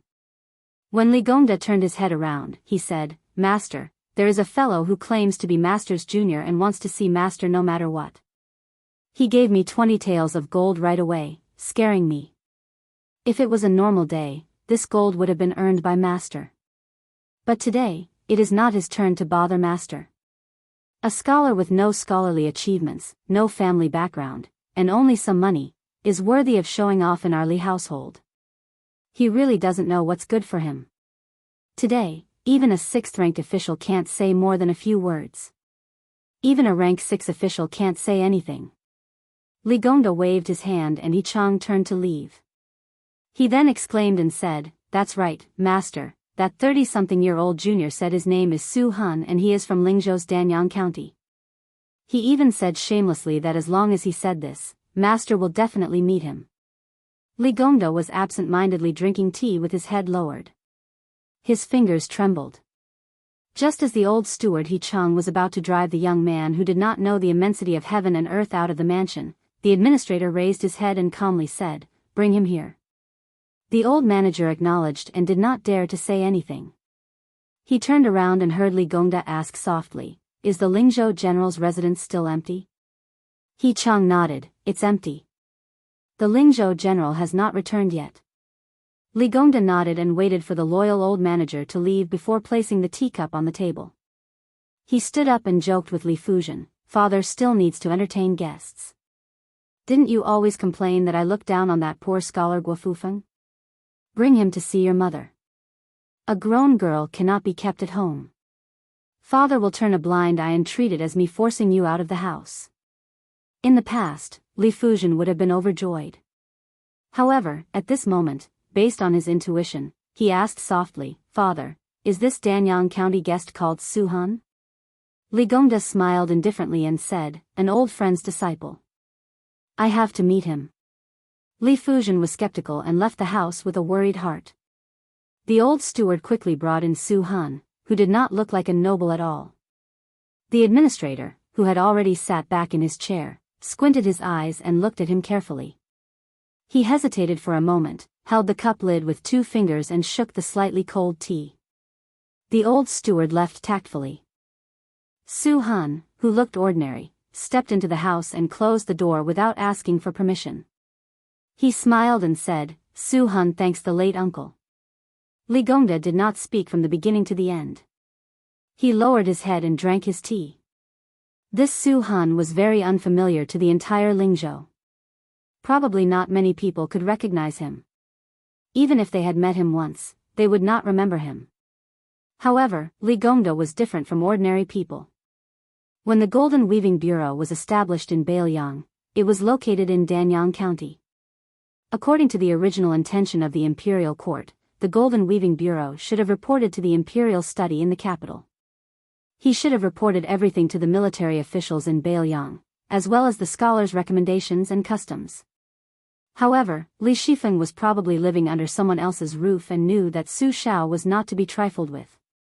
He had been doing nothing and turned the Weaving Bureau, which had a gloomy authority, into a government office with few visitors. He only symbolically paid a visit to Li Gongda and Yan Jieshi during festivals. Li Shifeng often traveled around Biyao and did not deliberately hide anything. There was once when he met Li Gongda, who was the governor of Feng province at that time. At that time, Li Shifeng let a coachman appear for no reason and introduced him as a distant relative of his called Su Han. Li Gongda was silent for a long time. He finally raised his head and looked at Su Han. Su Han handed something to the administrator. This is the handwriting of the Grand Secretary Zhang Julu. Huan Wen of the province also wrote a note. Su Han saw that Li Gongda had no intention of taking it. He smiled and carefully placed it on the table. He said calmly, If you don't trust this secret letter, don't worry. You can find a way to verify the handwriting and seal in private. If you don't trust Li Shifeng, you can take Su Han and send him to the Lingzhou general's mansion next door. If you don't trust Su Han, you can send him to the Golden Weaving Bureau and then send him to Chu Lushan. If you don't trust the imperial court, you can take a look at the secret letter before making a decision. Li Gongda responded with a cold smile. Su Han took it calmly. After a while, Li Gongda glanced at the table and asked calmly, "Why are there 2 secret letters? What's written in them?" Su Han smiled. Su Han is just a messenger. Even if I die, I won't know what's written in the letter. Li Shifeng didn't touch the secret letter from the beginning to the end. As for why there are 2 secret letters, since you asked about it, it means that they are sincere. Then Su Han has to die. Li Gongda frowned. What do you mean? Su Han said calmly, Su Han has avoided all the spies in Lingzhou. Please don't worry about this. I might as well tell you the truth. The Lu family in Qingzhou was attacked. Biyang's peregrine falcon suffered heavy casualties. Jianghu suffered even more. The main reason was not to stop the Lu family from dying. It was to attract Lingzhou's attention so that Su Han's trip would be foolproof. But this is not enough. The imperial court wants me to tell you why there are 2 secret letters after you have the intention to accept the secret letter. One letter is real, the other is fake. Vermilion mud seal is real if the color is too heavy and fake if the color is too light. The fake letter was sent by the administrator to the Crown Prince of Biyao. Of course, other than one secret letter, it is not enough to clear your suspicion. So Su Han has to die. Golden Weaver Li Shifeng also has to die. Even the entire Golden Weaver Bureau will cease to exist from today onwards. But Li Shifeng has suffered. A Golden Weaver Bureau allows the imperial court to have one more pillar of the imperial court. At the same time, Biyao has one less administrator. It is worth it. Su Han spat out a poisonous pill from his mouth. After peeling it, a small piece of paper was revealed. He crushed the pill and hid it in his sleeve. After reading the contents of the paper, he stuffed the paper into his mouth and swallowed it. He said expressionlessly, "The day after tomorrow." Li Gongda did not speak. Su Han explained, "The Crown Prince of Biyao will arrive in Lingzhou the day after tomorrow. Today, Su Han will leave quietly and come back the day after tomorrow. The administrator will kidnap Su Han and send him to the general's mansion in Lingzhou. After Su Han's death, there will be a group of death warriors and a group of elite Jianghu left Biyao with the administrator. But they can only bring 18 people at most. In order to leave smoothly, Sir Li will have to cooperate with us. He will first give up his position as the provincial governor of Lingzhou and stay in Lingzhou for at least half a year. During this time, he will go out to relax the surveillance of the Biyao spies. As for when the Jianghu will make a move, someone will inform Sir Li." Li Gongda sneered, "The imperial court seems to have forgotten about my son, Li Hanlin." Su Han smiled. "Young Master Li has received a military order to go to the south to carry out a secret mission.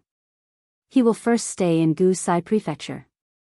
Then, he will go east along the northern border of Yuliang and enter Ji Prefecture. Finally, he will meet Sir Li in the capital." Li Gongda closed his eyes and tapped the teacup lid lightly. He said with slight self-mockery, "Last time, Yan Jieshi only brought 16 people out. The imperial court is really concerned about me." Su Han was silent. Li Gongda smiled and said, "Let me do the math. I, Li Gongda, am now a rank 2 border official. If I want to advance any further, I can forget about Northern Liang. However, there aren't many positions in the capital. Among the 6 ministers, other than the Minister of Personnel, who was recently promoted, the rest are nothing. The fake secret letter must have said that the Minister of Personnel is too full. Who knows, it might be even more petty, like the Minister of Revenue or the Minister of Justice. However, I am very curious as to what kind of reward was written in the letter before I opened it. Zhang Julu is in charge of the Minister's Department and cannot be changed. Huan Wenkai is promoted to the Minister's Department and cannot be changed either. That leaves only the Hall of Secretaries. Other than becoming the lord of this place, it seems that I will also be given the title of Grand Secretary of the Imperial Cabinet. Li Gongda has been addicted to being an official all his life, but I never thought that I would be able to be on par with Sun Shiji and the others.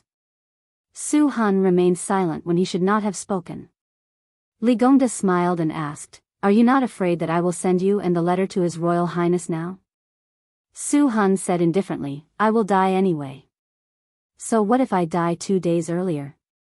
Li Gongda stared at his face for a moment and nodded. "Thank you, Sir Li, for letting me die a worthy death." Su Han bowed deeply and gently opened the door. Then, he quietly left the administrator's mansion. Li Gongda stood up and walked to the side of the table. He stretched out a hand and quickly retracted it as if it was hot. Then, he slowly stretched out his hand again. However, his hand stopped a few inches above the 2 secret letters. His expression was gloomy.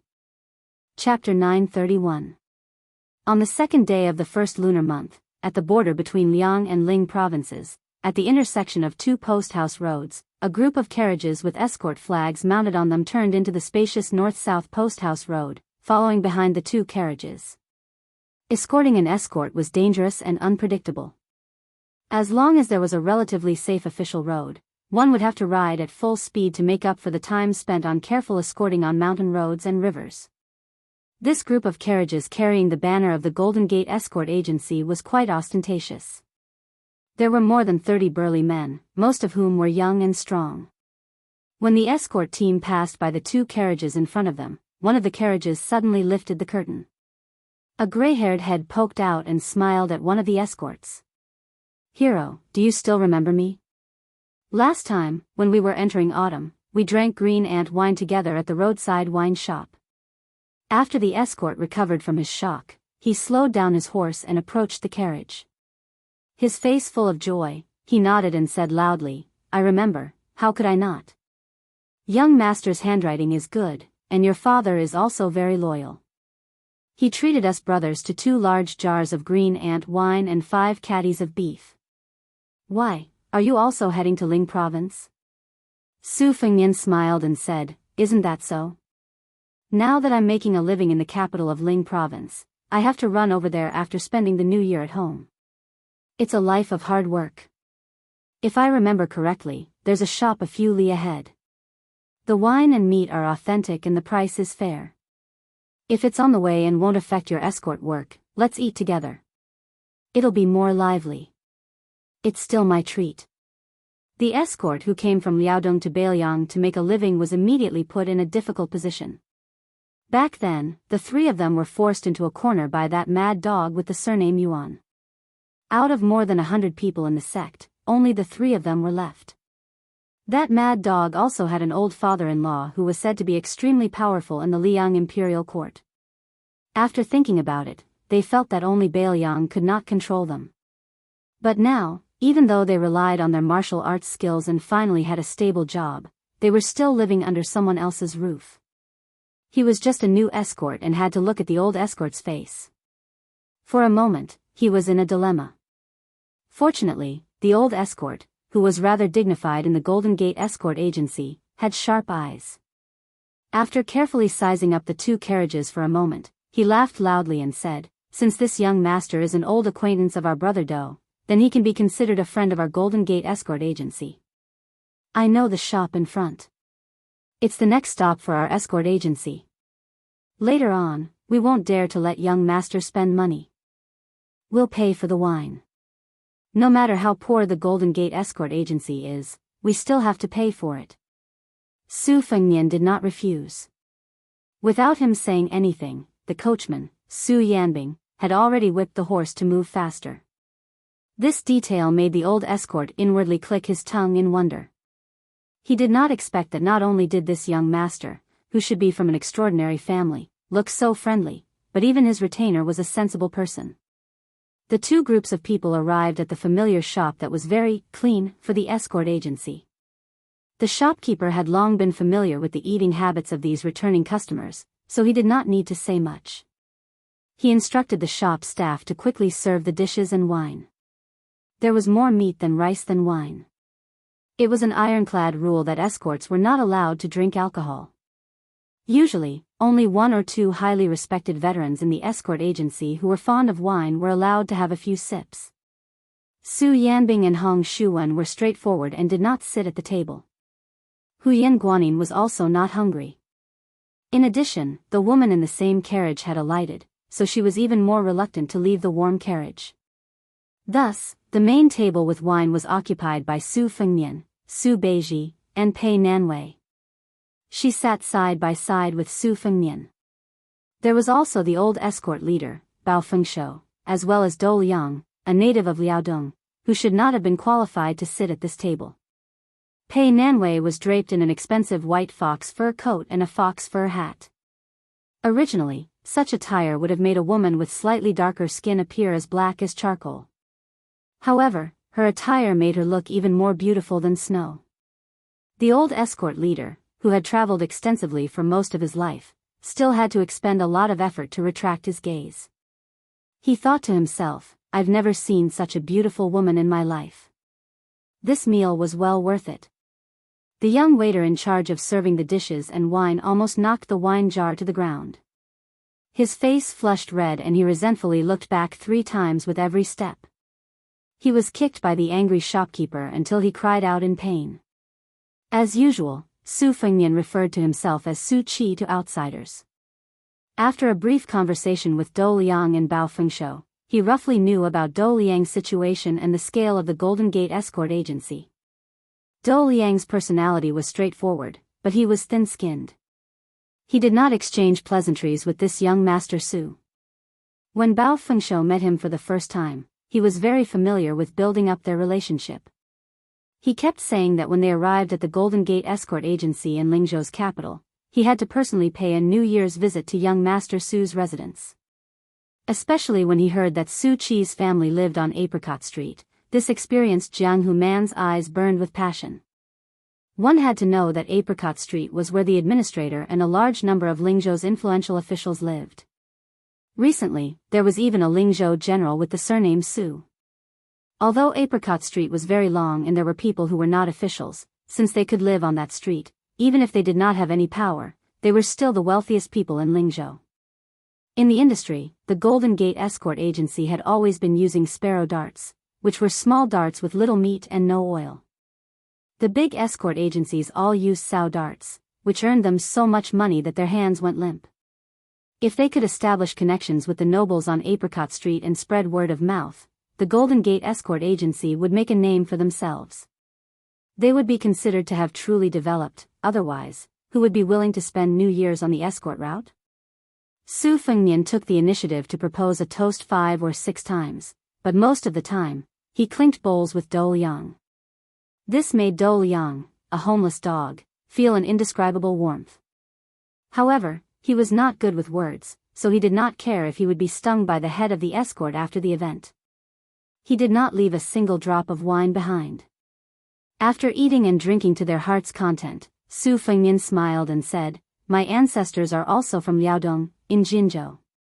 Brother Dou and I can be considered acquaintances in a foreign land, how rare. When we return to Lingzhou City, Su Qi will definitely go to the Golden Gate Escort Agency to pay New Year's greetings.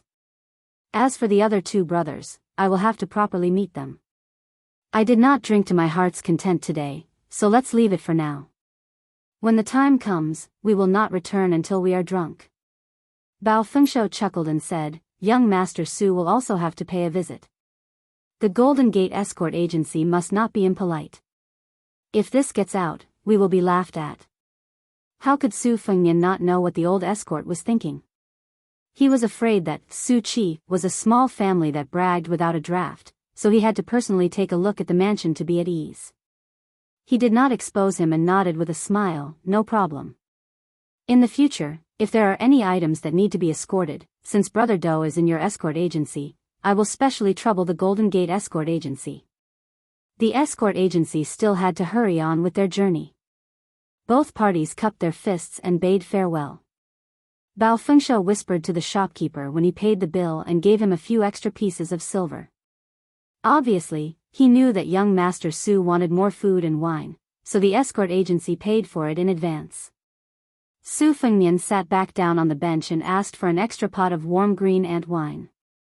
He poured half a bowl for Su Beiji and Pei Nanwei. Su Beiji laughed softly and said, "After this escort mission, Dou Liang's salary will definitely double." Su Fengnian did not comment and changed the topic, saying, "Chen Shiliang not only has to manage the salt and iron industry, but also has full authority over the transport of grain. One is competing with the local tyrants, the other is wrangling with the officials of the capital. He has already provoked the local tyrants. Do you think he can do it?" Su Beiji said indifferently, "I don't know." Su Fengnian pursed his lips and continued to ask, "You are already the provincial governor of Lingzhou. Chen Shiliang still does not have a real official position. Do you think he has a knot in his heart?" Su Beiji only drank. Su Fengnian clicked his tongue and said, "I originally thought that the two of you are so smart that you don't have to belittle each other. I didn't expect that you still can't escape from this vicious circle." Su Beiji squinted his eyes and said, "What do you know?" Su Fengnian said shamelessly, "Be careful, I will really let out a fart for you." Su Beiji wiped the wine stain on the corner of his mouth. "When I become the provincial governor, you should get out of Lingzhou as soon as possible. Out of sight, out of mind." Su Fengnian only cared about cursing and swearing, but there was nothing he could do. Pei Nanwei was a little puzzled. There was still someone in this world who could subdue another. Was it the heir of Biyao beside her? On the third day of the first lunar month, the Lingzhou general did not enter the Lingzhou prefecture city. This made many of the old foxes in the official circles who had a keen sense of smell to act were greatly disappointed. They all retreated from the general's manor on Xingzi Street and endured the cold for a day for nothing. They resisted the urge to jump up and down and curse. They begged in their hearts that His Royal Highness must return to the city tomorrow. Otherwise, when would this suffering end? Chapter 932. In the dusk of the fourth day of the first month, most of the visitors to Apricot Street had left. Only a few officials and nobles who lived on the street remained. When they saw the two carriages slowly approach, they almost burst into tears. "Old ancestor, you are finally willing to come."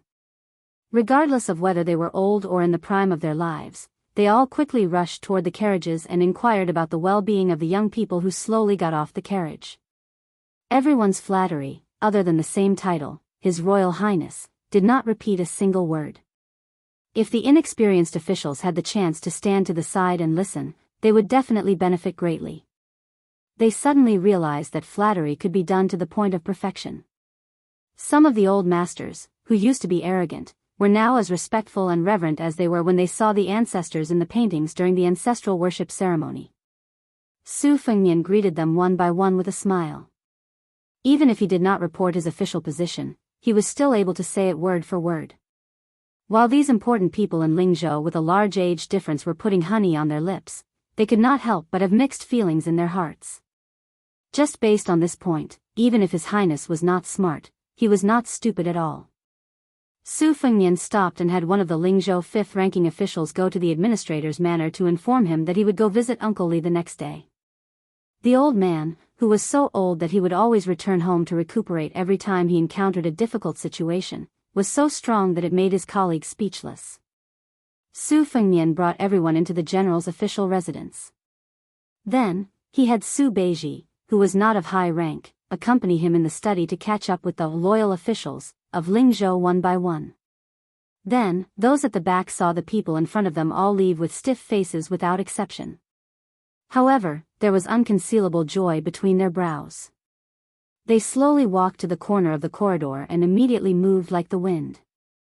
They were most likely going home to report the good news. Most of the guests entered the manor nervously and went out in high spirits to return home. Su Beiji, who His Royal Highness had placed on the table to support him, did not have any joy on his face.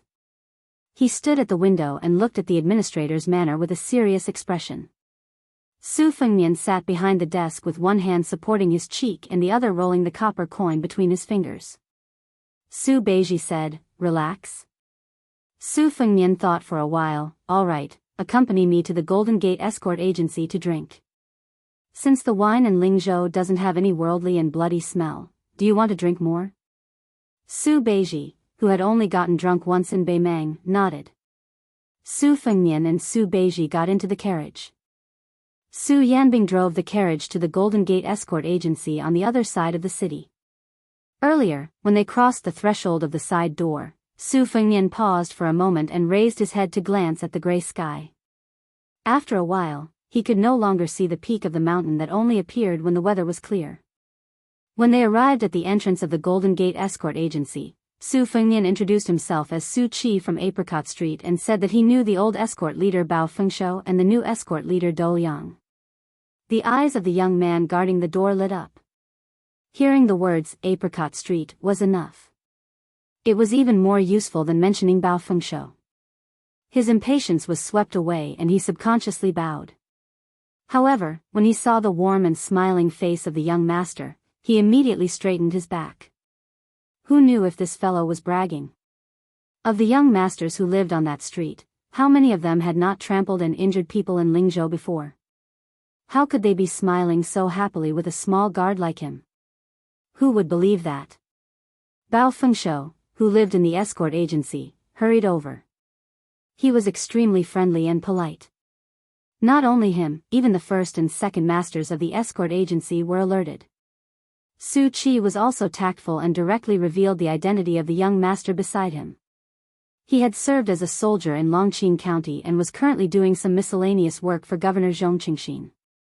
However, he was about to be promoted to the provincial government office in small steps. As a result, not only were the two masters happy, they were also somewhat in awe. Who in Lingzhou didn't know about Huaihua Great General Zhong Hongguo and his eldest son, Zhong Qingxin? Although it was rumored that His Royal Highness had extinguished some of his arrogance, a starving camel was still bigger than a horse. The Zhong family was undoubtedly still a first-class family in Beiyang that ordinary people felt was unreachable. To be able to get along with Governor Zhong day and night, how could the Golden Gate Escort Agency, which was as small as a sesame seed, be neglected? Dou Liang and his two brothers hadn't moved into the escort agency for the time being. Instead, they rented a small, remote, and simple residence outside. The escort agency hurriedly sent someone to invite them over to drink. The first master personally set up a large charcoal brazier. After the group of people sat down, they drank to their heart's content. When they were drunk, the two masters were emotional people and were not as restrained as before. They chatted and laughed without restraint. Because Dou Liang's two brothers, Wei, Tang, and Fan Yuyang, had met before, they had a good impression of them at that time. In addition, their eldest brother, Dou Liang, had come back from his escort mission to pave the way. They had already said a lot of good things about Su Qi, so they were even more open when they drank. The first master, Yu Xiuzai, had a slightly scholarly name. It was probably because his parents had hoped that he would be able to pass the imperial examinations in the future. However, it was very rough, and there was a shocking scar on his face. When he talked about this old story with Su Fengnian and Su Beiji, he didn't have any complaints. It was just that more than 10 years ago, he had been slashed in the middle of the street by a man who had kidnapped a woman. He didn't dare to fight back. In terms of martial arts, he could beat that son of a bitch 10 times with one hand. However, in terms of backing, he, Yu Xiuzai, lost by 1,000,000 miles and admitted defeat. To this day, this old man could only laugh and curse. Su Fengnian smiled and turned his head to Su Beiji and said, "In the future, I'll have to rely on you to be impartial and be the bad guy in this kind of situation." Su Beiji was indifferent and only drank in big mouthfuls. The men of the Golden Gate Escort Agency didn't take it too seriously. Even if the two young masters with the surname Su had a good status, Lingzhou City was deeply intertwined. Even the Lingzhou general couldn't do anything and was fooled by everyone. They all said that the administrator wanted to give His Royal Highness a show of strength. Therefore, as long as it was an outsider, no matter who it was, even if it was a young official from a landowning household, they couldn't casually make trouble here. Su Fengnian raised his bowl. It was probably the 7th or 8th bowl, but he still drank it all in one gulp. The people of the escort agency couldn't help but cheer from the bottom of their hearts. This alcohol tolerance and alcohol tolerance were both excellent. Su Fengnian casually wiped his mouth and said with a smile, before I get drunk, I'll quickly say a few words of seriousness. Old Brother Do, Old Brother Wei, and Old Brother Fan are all Su Chi's friends. In the future, I'll have to ask the two masters and old escort leader Bao to take care of me. Su Chi's bowl of wine is my thanks. The second master, Jianghu, was tongue-tied. He raised his big white bowl and said loudly, "Young Master Su is straightforward. Our escort agency is small, but no one is a bashful woman." Jianghu also poured out his heart to young Master Su. It's not that Dou Liang's three brothers don't have any ability, but they are too great. Jianghu has seen it all. Take Wei Tang and Fan Yuyang for example. In fact, not to mention becoming an escort like Dou Liang, even becoming an escort leader is a matter of course. But in our small place, the rules are the same as other places. It's just that there's no way around it. Everyone has to endure it bit by bit, from a daughter-in-law to a mother-in-law. Otherwise, other people won't be convinced and will have resentment in their hearts. I, Jianghu, don't dare to say anything like I'll let my three brothers become escort leaders tomorrow. I can only apologize to Dou Liang's three brothers. First Master, shall we all drink this bowl of wine in our hands? Yu Xiuzai raised his bowl and laughed, everyone is a good man. Let's drink and leave. Cheers. In the end, Su Beiji was also a drunken mess. He was already leaning on Su Fengnian's shoulder. The rough men of the Golden Gate Escort Agency were all over the place. Yu Xiuzai hugged the wine jug and mumbled in his drunken stupor. He was vaguely talking about how he hadn't been able to kill a few northern barbarians in his life. The number one steward of the general's estate, Sun Fulu, appeared at the door, sweating profusely. Before he left, His Royal Highness had told him to come to this small escort agency. Su Fengnian, the only one still sober, had no choice but to carry the unconscious Su Beiji on his back and bid farewell to the escorts who were cleaning up the mess with a smile. After walking out of the door, Sun Fulu said in a low voice, "Young master, for some reason, the administrator kidnapped a man and brought him to the estate in the middle of the night. What kind of trouble is this?" Su Fengnian made a sound of acknowledgement. The extremely drunk Su Beiji was blindly tossing and turning. He slapped His Royal Highness's head with one hand and casually smeared His Royal Highness's face with the other. Sun Fulu was so shocked by this scene that the corner of his mouth twitched. This Su Beiji, who had wandered from Beimang to our Bailiang, if he couldn't become the administrator of Bailiang in the future, he, Sun Fulu, would directly change his name to Sun Su. Su Fengnian slowly walked towards the carriage with Su Juzi on his back. It was difficult to walk. Chapter 933. Li Gongda was placed in the corridor outside the study by Sun Fulu. Su Hun was tied up and heavily injured. His clothes were stained with blood. Beside him was one of Li Gongda's trusted retainers who stared at Su Hun. This person was a true master and his cultivation was naturally not bad. He was as famous as the Liantang gang leader in the Lingzhou Jianghu. However, one enjoyed wealth in the administrator's manner while the other had his entire family wiped out in one night. One could see that being a guard dog was much more comfortable than being a stray dog with no one to rely on. Li Gongda looked calm. He closed his eyes and focused. His two fists in his sleeves loosened and clenched. At the end of the corridor was Hong Shuwen, who was from the White Horse Righteous faction. He was like a poisonous snake waiting for an opportunity to strike. When Hong Shuwen stood up, Li Gongda suddenly opened his eyes. When he saw His Royal Highness carrying Su Beiji back, the scene was too different from what he had imagined. He was stunned. Li Gongda was someone who had been through a lot in the officialdom.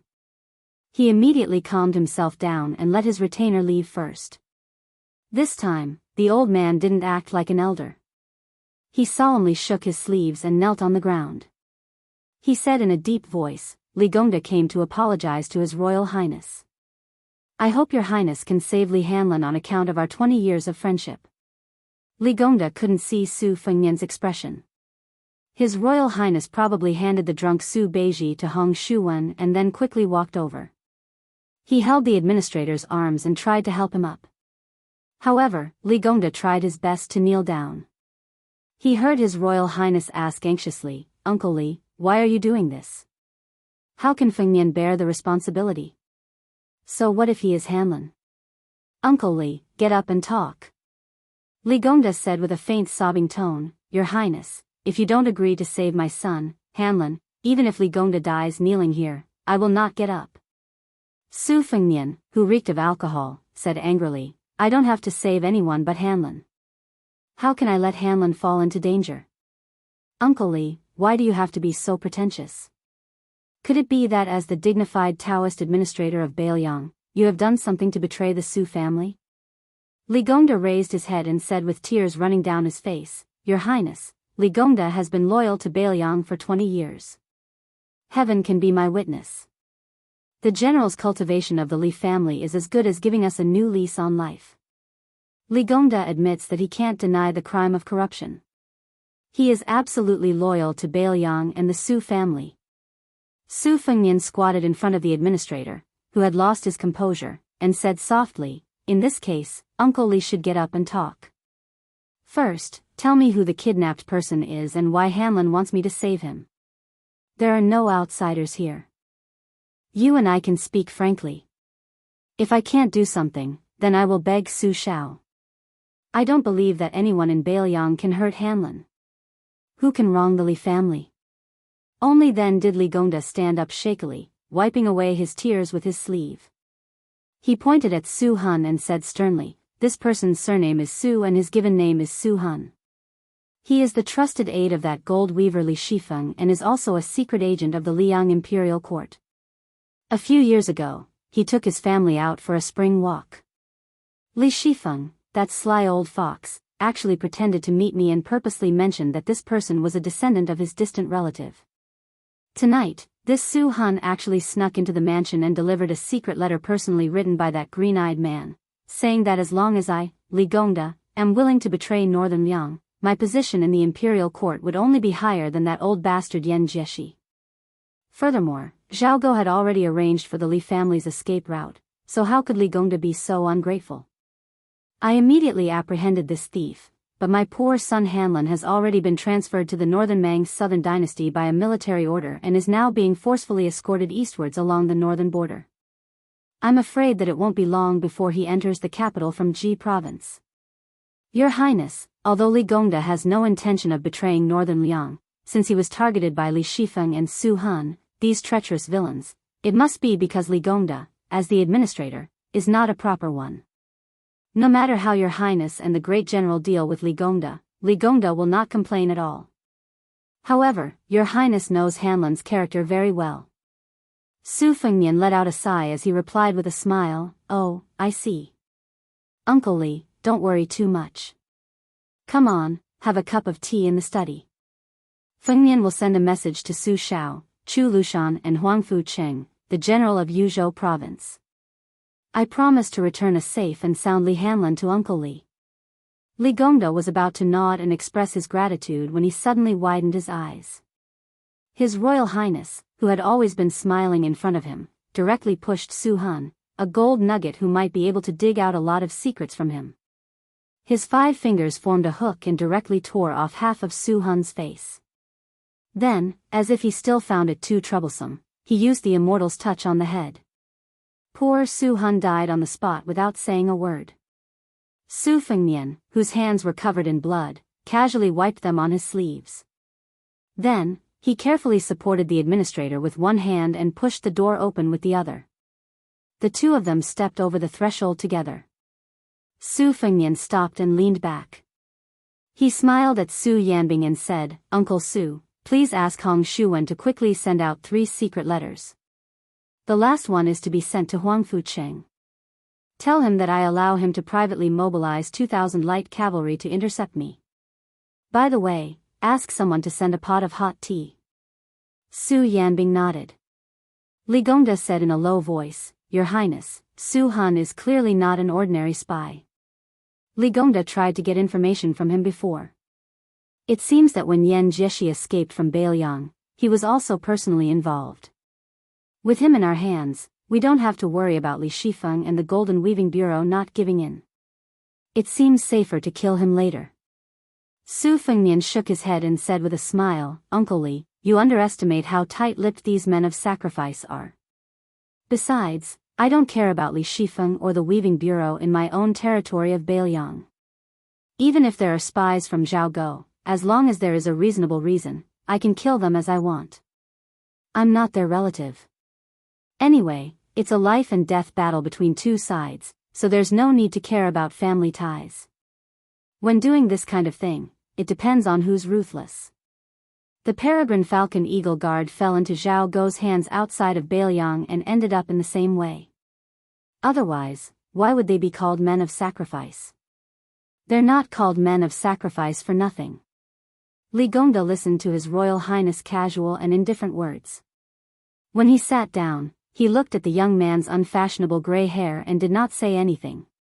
Su Fengnian smiled and comforted him. If Uncle Li thinks that Huangfu Cheng and 2,000 elite cavalry are not enough, you can send another 200 crossbowmen and 1,000 cavalry. Li Gongda hurriedly agreed, okay. Sigh, this foul situation is really making things difficult for your highness. Su Fengnian waved his hand and Su Yanbing personally brought tea over. Su Fengnian then told him about the order to increase the number of men and horses to come out of seclusion. Su Fengnian sneered and said, Li Shifeng is really amazing. He's been a coward in Biyao for more than 10 years. If he wants to do something, he'll do it on a large scale. He's addicted to poaching people from the Su family. He's still not satisfied even after giving Master Zhao an in-law. Now, he's not even willing to let Uncle Li go.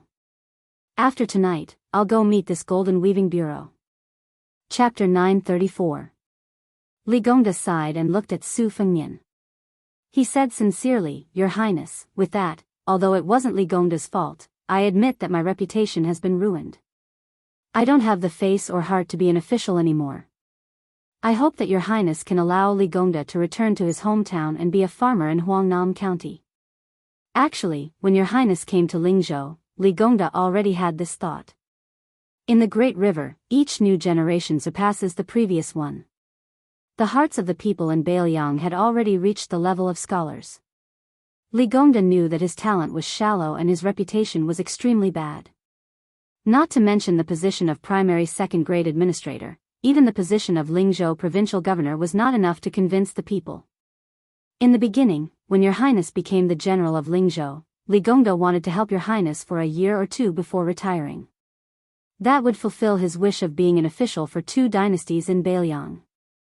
It was for the public good, but there were also selfish motives. Who would have thought that the moment Your Highness moved into the general's manor, the Lingzhou officialdom under Li Gongda's eyes would become chaotic? At that time, Li Gongda knew that he was old, his abilities were too small, and his experience was shallow.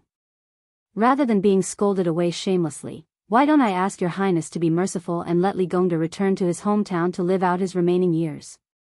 Su Fengnian lowered his head and blew on the steam from the tea. He smiled but did not say anything. The light in the study was dim. Li Gongda held the teacup with both hands to warm it up. The steam rose and the expressions of the old and young were blurry. Li Gongda chose his words carefully and slowly said, Your Highness, Li Gongda resigned from his position not because he wanted to avoid arousing suspicion, but because he knew that it was difficult for him to take on such a big responsibility.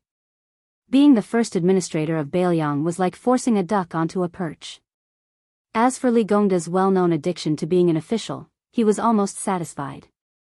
Now that the structure of Biyao has expanded and the atmosphere is brand new, Li Gongda did not read much and was miles away from scholars like Wang Shihua. However, a few days ago, when he saw Fujian replacing old talismans with new peaches, he figured out a principle that he did not understand before. No matter how good the old spring festival couplets were, after a year of exposure to the wind and sun, they were unbearably old. Let's not talk about other things, just looking at them did not feel festive enough. It was not as pleasing to the eyes as the new couplets. Moreover, Biyao is currently full of vitality and talent. Your Highness has the intention to reform the Biyao officialdom. In the end, the study of officialdom is nothing more than the essence of the 3 words moving one's position. Therefore, as long as Li Gongda leaves, it is possible that everyone in the Biyao officialdom will be promoted by a rank. At the very least, the scholars that your highness has chosen can all be moved up a rank. Su Fengnian interrupted, let's not talk about this first. Uncle Li is still young. It is too early to talk about retiring from his position and living leisurely in the forest. Li Gongda wanted to say something but stopped. Su Fengnian could not help laughing and said mischievously, I guess that Zhang Julu will at least give Uncle Li the title of Minister and Grand Secretary to the Imperial Court. Otherwise, he will be too petty. Li Gongda smiled and said, Li Gongda has not opened the secret letter, so I don't know the contents. Then the administrator placed the secret letter in his bosom on the table. Su Fengnian casually glanced at it and heard Li Gongda laugh heartily for the first time that night. If it were up to Li Gongda, he would look down on a minister with the same rank as the administrator and a grand secretary who can't make money out of thin air.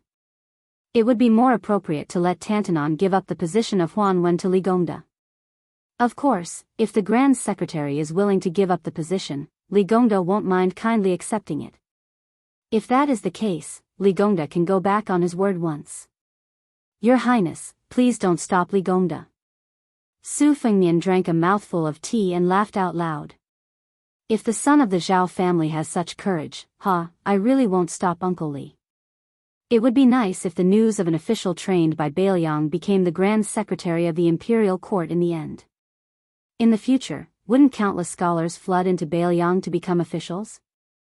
Because Biyao is a prosperous land, would be happy to see them all work hard in Biyao for 20 to 30 years and accumulate enough hard work. Then, they would run to the imperial court to politely accept them for their retirement. They would comfortably enjoy a high position for a decade or so. After they die, they would all be bestowed posthumous titles by the emperor. How good would that be?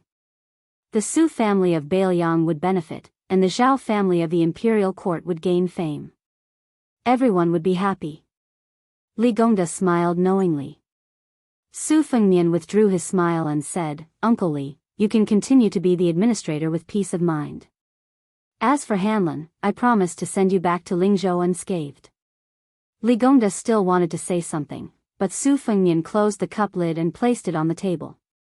His expression was one that did not allow rejection. He said, Uncle Li, then it's settled. We'll talk about everything when Hanlin comes back. Li Gongda could only stand up and say goodbye. He silently left the study. Su Fengnian walked him to the door of the study. He sat back in his chair and closed his eyes. If this secret matter spread out, it would be enough to shake the entire court. He had planned the entire situation single-handedly. Su Weisheng and Wutong'an were in charge of every detail. The golden silk weaver Li Shifeng had made a deal with Biyao. His children and grandchildren were kept in the capital as hostages. If he wanted to leave Biyao alive and not arouse the suspicion of the imperial court, or more accurately, the emperor, he had to come up with a flawless plan. Thus, it was true that Li Shifeng was a loyal and responsible spy. It was also true that Zhang Julu wrote the 2 letters that Li Shifeng got from the imperial court. It was also true that Li Hanlin was sent to the southern court of Beimang. True and false, it was tangled and complicated. During this period of time, the interests intertwined. Everyone's actions, big and small, were enough to dazzle one's eyes. Biyao could not afford to make a single mistake. Liang could afford to lose, but Biyao could not afford to lose. If they won, the golden silk weaver would go from an organization of the imperial court to Biyao's private property. Large amounts of spies hiding in Biyao and around Biyao would be tracked down. Many of the Liang spies who had infiltrated the military at the border would also be uprooted. In this way, the mud in Biyao could be cleaned up. When Su Fengnian became the general of Lingzhou, his ambition was not in the military affairs of Lingzhou. Instead, he wanted the Biyao officialdom to be completely free of worries. Only then could those scholars be at ease and settle down. If Li Gongda resisted the temptation, then Su Fengnian had told him before that he would let this Uncle Li enjoy his official life. If he did not, then it would be the worst situation. Even with the Yan family's betrayal first, Su Fengnian still had no plans to destroy the Li family. He would only nominally let Li Gongda resign and return home with the excuse that he was unwell and peacefully be a rich man in Huangnam County. Just as the administrator had said tonight, once he retreated, the Biyao officialdom would do its best to act according to His Royal Highness' wishes. Whatever Su Hun did, it was Li Shifeng's wishes. And Li Shifeng's guidance to Su Hun was Su Fengnian's intentions. As for crossbowman and marksmanship leader Li Hanlin, he had a large group of Bailiang's most elite Eagle Guard following him. There were also 6 Master Realm retainers from the Wang Manor mixed in. Those Jianghu death warriors who were in charge of receiving him outside the pass were destined to die. However, Su Fengnian knew that if this happened, the 4 brothers who grew up together, went to brothels, and took the blame together, none of them would be left. The administrator brought his trusted retainer and slowly walked out of the general's manor. Li Gongda turned his head and looked at the slightly eerie official residence in the night. He smiled and asked, "What kind of person do you think His Royal Highness is?" The Master Realm retainer hesitated and said, "An expert." Li Gongda laughed and did not force this careful Jianghu expert.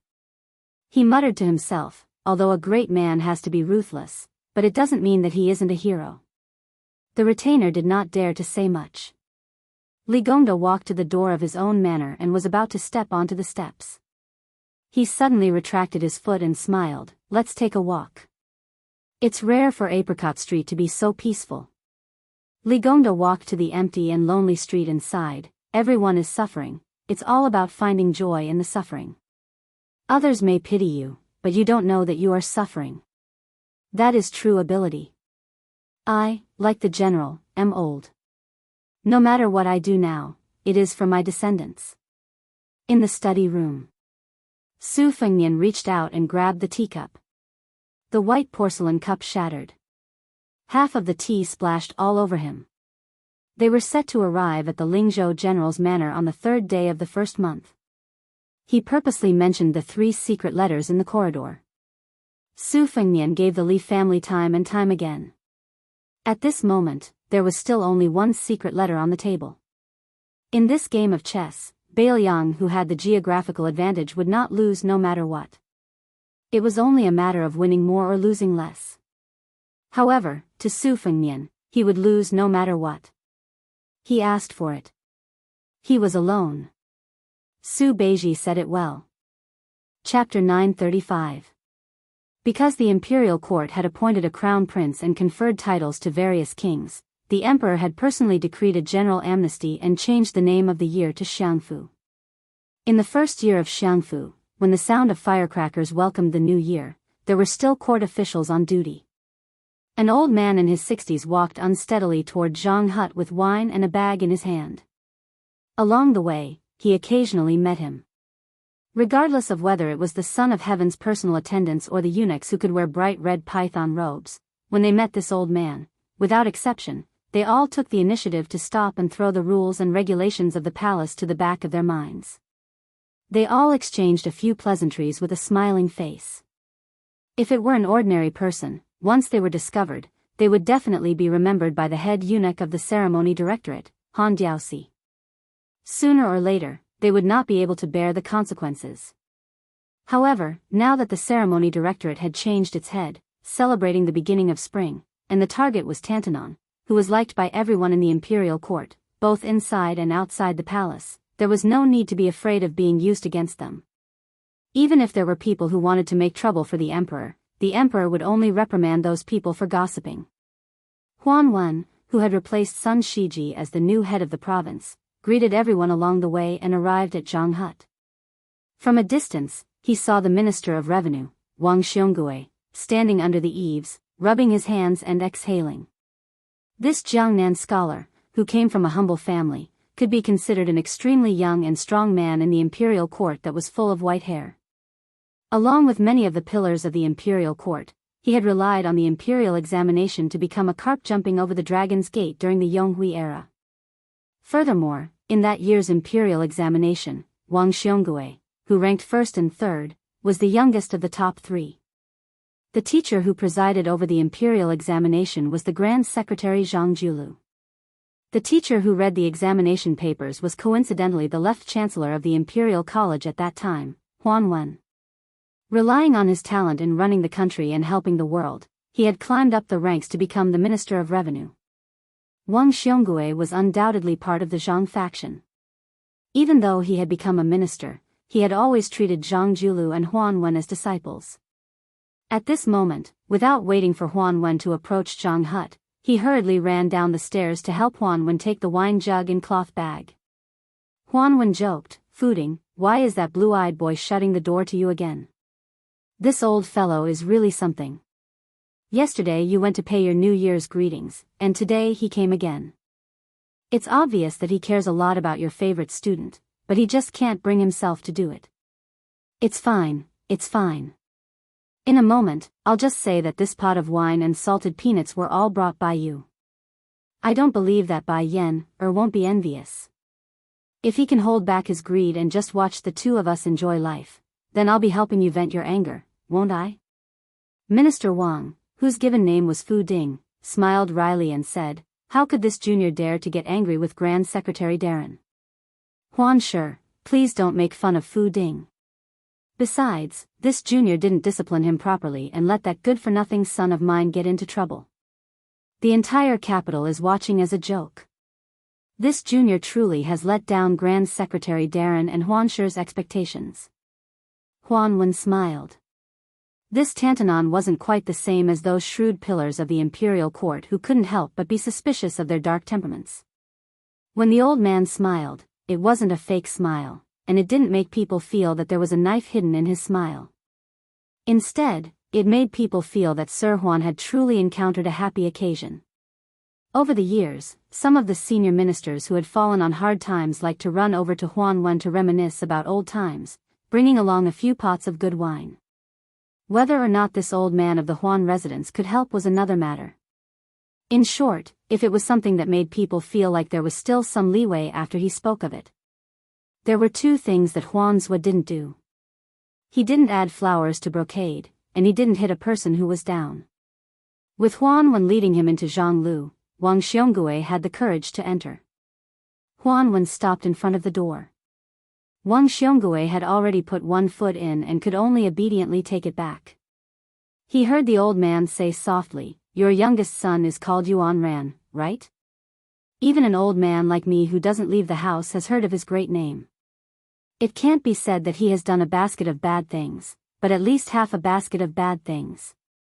Last autumn, he had a dispute with the heir of Bailiang at the Jiao embassy. He was praised to the heavens by his accomplices, saying that he was the #1 silk pants in the capital and that he was the only one who dared to go against the heir. This originally wasn't much. Whether it was me or Bai Yan, we were all hot-blooded when we were young. Who didn't have a bit of vanity? It's just that your child is too bold now." He actually went to the Ministry of Personnel to bully Zhao Yuling's daughter. This daughter is even betrothed to Yin Maochuan's only son. Not only that, the son of the Ministry of Justice's Han Lin came out to say something fair and gave your son a beating. He even scolded his father for being a mere assistant minister in the Ministry of Justice. Fuding, if you count with your fingers, in the 4 years of Yonghui, it was actually only the few of you who stood out together. Your relationship was generally not bad. After this incident, how are you going to meet Yin, Zhao, and Han, who are all officials at the same time? You and I both know that next year's imperial examinations will be presided over by Yin Maochun. You and I both know the level of Yin Maochuan's ability as an official. He isn't called the head of the imperial court's prime ministers for nothing. After this year's imperial examinations, it will be the big event of the local officials' examinations. Zhao Yuling will definitely be the one in charge. How can your teacher not be fuming with anger? If I sat in Bai Yan's position, would be just as angry." Wang Xiongui stomped his foot and sighed. He said in a low voice, "Teacher Huan, you don't know. My son Wang Yuanran was framed. Otherwise, he wouldn't have acted so rashly." Huan Wen, who was known for his good temper, actually had a face full of anger. He suppressed his voice and scolded, "Idiot, flies don't bite seamless eggs. If your son was a good person, would he have the chance to be framed? The family's misfortune, the greatest misfortune is that your descendants don't care about your fortune. He's already made such a big mistake.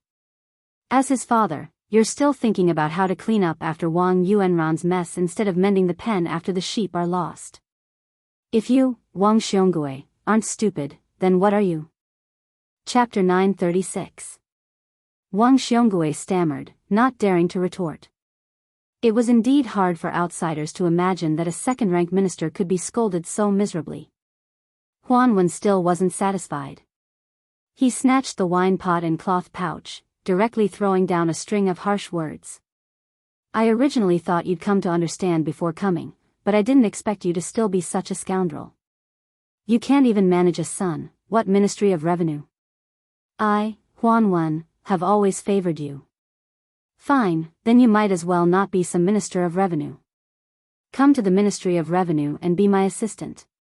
You'll still be a second-rank official. How about it? So that your son won't rely on you, his father, to raise his tail to the sky and show that extremely unsightly light. Wang Xiongui was so scared that his face turned pale. Everyone in the court knew that Grand Secretary Zhang Julu was in charge of the Zhang faction, which was actually of the same origin. It was just that the banner was swapped with the character Zhang. In fact, it could be traced all the way back to Zhang Julu and Huan Wen's benefactor teacher, who was the old Grand Secretary's benefactor teacher. Wang Xiongui was undoubtedly the most popular candidate to take over Zhang Julu's position, both inside and outside the Zhang faction. To speak plainly, even if the emperor was dissatisfied with Wang Xionggui's position as Minister of Revenue and demoted him, even demoting him to a provincial post, as long as the Zhang and Huan elders were still there, even in the court and outside, they still had great prestige. Wang Xiongui wasn't afraid of not having a chance to return to the central government. However, if the Zhang and Huan elders felt that Wang Xiongui couldn't bear the heavy responsibility and wasn't enough to support their branch, then Wang Xionggui's career in this life could be considered to have come to an end. Huan Wen gave a cold snort. Wang Xiongui was dejected and didn't say anything. After careful consideration, he said bitterly, "Teacher Huan, this junior knows his wrongs. I won't enter the room and make the Grand Secretary worry. While there's still snow on the ground, I'll go back now and have Wang Yuanran kneel in front of Zhao Yuling's gate. I'll also personally pay a visit to Zhao Yuling to apologize." Huan Wen nodded and laughed. "Fuding, you slippery fellow. What dog farts snow on the ground? Zhao Yuling's gate is filled with a sea of people, it's very clean. Why don't you find a handful of snow for me? Fine, fine, it's good that you know your wrongs. It's good that you've caused such a ruckus. It'll teach your son a lesson. Wang Yuanran is not stupid. Even if you keep a straight face, he can still see the love in your eyes. Plus, your wife is soft-hearted. She can't stand the crying of her young son. This time, she made him lose a layer of skin. Sooner or later, she will secretly compensate him more. Tell Wang Yuanran that if he dares to cause trouble again, I'll tell Yao Baifeng to throw him into the Imperial College for 3 to 5 years. The Minister of Revenue, who had Tantanon personally intervened to help him deal with his family affairs, had tears in his eyes. His lips trembled as he said, "Teacher Huan's kindness, this junior is unable to repay." Huan Wen shook his head and sighed, "These small favors I've given you are nothing. The one inside is the one who really thinks highly of you. Fuding, you must not disappoint him." Wang Xiongui nodded heavily. Huan Wen returned the wine jug and cloth pouch to him. "My trip into the palace this time was for you. There is a beginning and there is an end. Come, let's go in and meet our Grand Secretary." Entering Zhanglu, the purple-bearded and blue-eyed Zhang Julu still did not give the Minister of Revenue any face. However, he reluctantly accepted the wine and peanuts. The civil officials of Zhanglu who were buried in their books quietly raised their heads and smiled knowingly at the Minister of Revenue. Wang Xiongui did not stay long. He quickly bid farewell and left in a hurry. Zhang Julu and Huan Wen came to the room that was specially used to receive outsiders. Huan Wen was very familiar with Zhanglu. He brought in his own utensils and began to leisurely boil wine. He said to himself, "The court says that you and I, one playing good cop and one playing bad cop, cooperate seamlessly. I didn't think so before, but now I can only pinch my nose and admit it. Tell me, Fuding is such an ambitious, capable, and intelligent official. He has already reached the high position of Minister of Revenue. The Ministry of Revenue is well organized, so why can't he manage his own residence well? Zhang Julu calmly said, what's so strange about this? Most people become officials to seek the good fortune of their descendants. Besides, don't look at how Wang Yuanran suddenly became a street rat in the capital. In fact, in front of his father, he is very clever and clever. The sons of officials are mostly like this. It's not that they are stupid, but that they are too smart. They have long been influenced by the ways of the officialdom to flatter and bully those below. I dare say that this is the first time Wang Xiongui knows that his youngest son is so muddle-headed. This is also why every year there are many officials who do not fall at the hands of their political opponents, but fall at the hands of their own children and grandchildren. It's not strange for father and son to be in court together, but it's rare for 3 generations to be in court together. Even if the positions of the 3 are not high and their ranks are not high, whether they are good or bad officials, at least they are truly intelligent officials. Huan Wen, whose nose had been frozen to a brandy, smelled the aroma of the wine and asked with a smile, then how many generations do you think there are in Biyao? Zhang Julu calmly said, this question, you have to ask the mysterious Huang Sanjia. I don't know, and I don't want to know. What's done is done, and that's more important than anything else. As for how far you can see, in the end, it depends on how far you can walk. Huan Wen laughed heartily. Zhang Julu stretched out his hand. Huan Wen said in surprise, you want to drink wine? Bai Yan, you want to get a concubine? Congratulations, congratulations. Zhang Julu glanced at him unhappily. He poured himself a bowl of hot wine, drank a mouthful, and said with a smile, I've thought about it. Huan Wen nodded and said, me too. As soon as the 2 letters were sent, I felt some regret. It seems that you and I have both been tricked. That kid, the younger generation, will surpass us in time. Borrowing our hands, he began to deal with Biyao. However, I am now quite curious, did Golden Thread weaver Li Shifeng also get deceived, or is he already in cahoots with Biyao? Zhang Julu asked in return, is there a difference? Of all the civil and military officials in the imperial court, only he, Tantanon, could keep up with Grand Secretary Zhang's thoughts. He nodded and said, that's true. Li Shifeng has made great contributions in the end, moreover, he even made Yan Jieshi owe him a huge favor. We still need to let him return to the capital with dignity. However, based on your unyielding nature when dealing with Ji Province's Han family 20 years ago, Li Shifeng doesn't have this type of fortune. Zhang Julu said with a laugh, only after giving my grandson New Year's money did I remember that I am already an old man in my 50s. It is also time for me to have this type of temperament. Huan Wen released an oh sound, saying teasingly, what, you're finally starting to seek a path of retreat? Zhang Julu shook his head, his eyes firm and resolute. He slowly spat out 2 words, I won't. Huan Wen said quietly, don't worry, I won't let your Bai Yan, die without descendants. Zhang Julu swayed the wine bowl, saying in self-mockery, it's difficult. Huan Wen suddenly said with a deadly earnest expression, don't you still have a daughter who hasn't married yet? In the future, Biyao still lacks an official consort, what do you think of this idea? Zhang Julu was so angry that he laughed and said, get lost. In the distance, Zhang Julu's important ministers all clearly heard the Grand Secretary's vulgar words, looking at each other in dismay. Chapter 937. The officialdom of Lingzhou originally thought that His Highness the Crown Prince, who had suffered in Lingzhou, would most likely have asked the great general for an imperial sword and was going to start a massacre in Lingzhou. They never thought that Lingzhou city would still be as calm as before. This made people wonder. Could it be that the administrator was really so highly regarded that he was so powerful that the great general had no choice but to look at him differently and give him a completely different ending than Huaihua great general Zhong Hongwu? Many fence-sitters who wanted to squeeze their way into the Lingzhou general's manor thought about it carefully and felt that it was best to first go to the Li manor to pay a New Year's visit.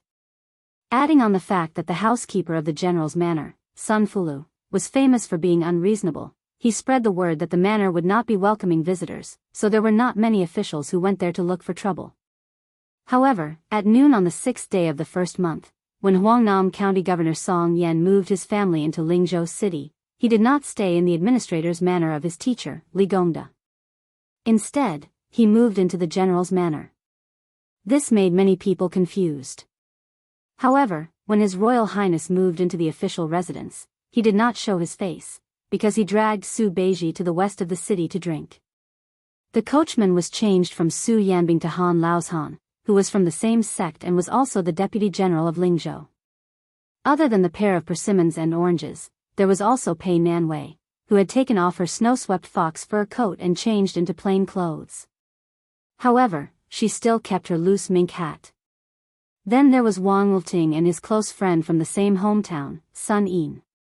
There was also Wang Yunshu, who just so happened to come over to familiarize himself with them.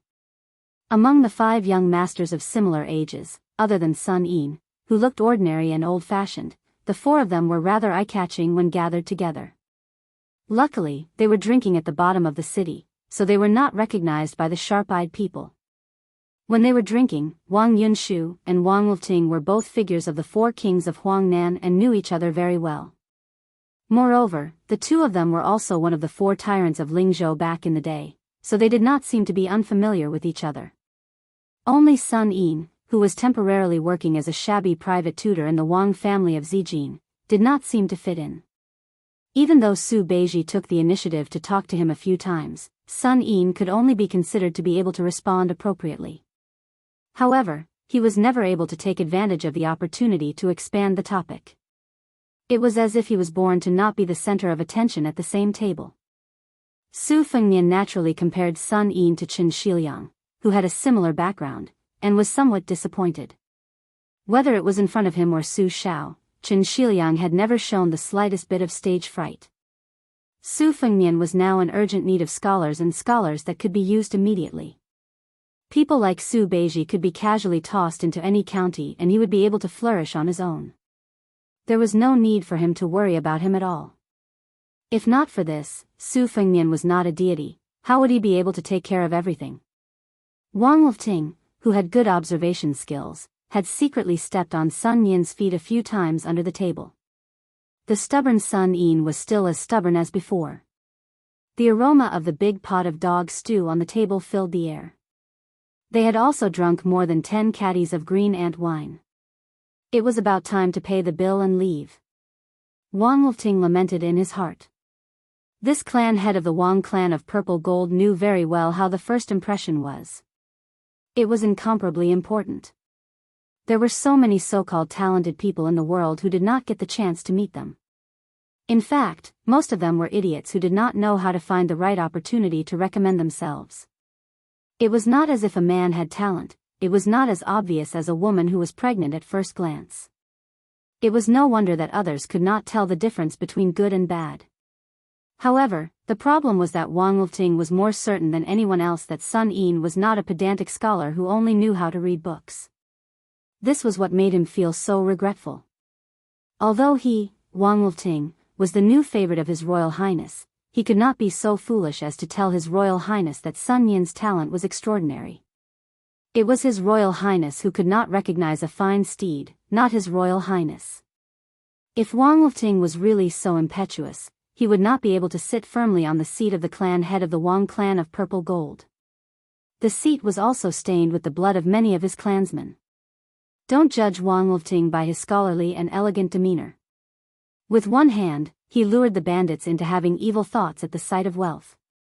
With the other, he used a large sum of money to hire the authorities to suppress the bandits. Without any hesitation, he killed nearly half of his uncle's family of more than 40 people, leaving only a few old, young, women, and children behind. Not a single one of the 18 bandits was left alive. The 2 groups of people parted ways. Wang Lting left with Sun Yin, while Wang Yunshu led his horse and rode together for a distance. Then, he said that he did not lack friends in the capital and that he had to go to the brothel to fool around. Then, he spurred his horse and left. Ever since Wang Lting became the clan head, the 2 young masters who were originally on good terms with each other gradually drifted apart. On the other side of the road, Su Fengnian bought a stick of sugar-coated haws and bit into it. Su Beiji was silent for a long time. In the end, he could not help but ask, You really don't plan on using Sun Yin, who has the potential to become the second Yao Baifeng of Biyao? Su Fengnian, who was busy dealing with the sugar-coated haws, said vaguely, even if I want to use him, it would be a headache to put him in an official position. With his personality, regardless of whether he is a scholar or not, once he reaches the county, if I just leave him alone, this fellow will be beaten up by the old foxes until he dies of depression. If I have to take out a very large official's hat for him to wear, to be honest, I really am not willing to do so. That's because giving it to anyone would be more useful than giving it to Sun Yin. At the very least, it would be more effective than giving it to Sun Yin. It's just that letting him be kidnapped by Yao Baifeng to go to the Imperial College in the capital is also inappropriate. The Imperial Court is blessed with a unique environment and skilled craftsmen to carefully polish this piece of unpolished jade. If in the future Sun Yin becomes a powerful official in the Imperial Court and Biyao has another Zhang Julu as an enemy, I would regret it so much that my intestines would turn green with regret. But to put him under house arrest in Biyao for the rest of his life, regardless of sentiment or reason, is not kind. Yao Baifeng said that he is a scholar who has won 3 yuans in a row. In the end, if he ends up in my hands, it will be a waste of his life. If word gets out, it won't be good. Su Beiji smiled and said, You think that Sun Yin is a chicken rib, tasteless to eat but a pity to throw away? Su Fengnian nodded his head. Unexpectedly, Su Beiji shook his head and said, Not necessarily. Su Fengnian handed half a stick of sugar-coated haws to Pei Nanwei, who was sitting quietly. Unexpectedly, she took it calmly and bit off one of the haws and put it in her mouth. Su Fengnian did not have the mood to flirt and continued to say to Su Beiji, Capable people have more work to do. Why don't you help me test Sun Yin? I really don't have time to care about him. I am about to leave Lingzhou and participate in the military training at the border with Su Shao. Su Beiji said decisively, If he is handed over to me, even if I become the governor of Lingzhou, don't expect Sun Yin to be loyal to you. As long as he is a scholar, who doesn't have a bit of pride? Sun Yin is especially obvious. Su Fengnian frowned and said, It's not a problem anyway. What do you want me to do? Su Beiji said softly, There is a way that saves you the most trouble. Do you want to hear it?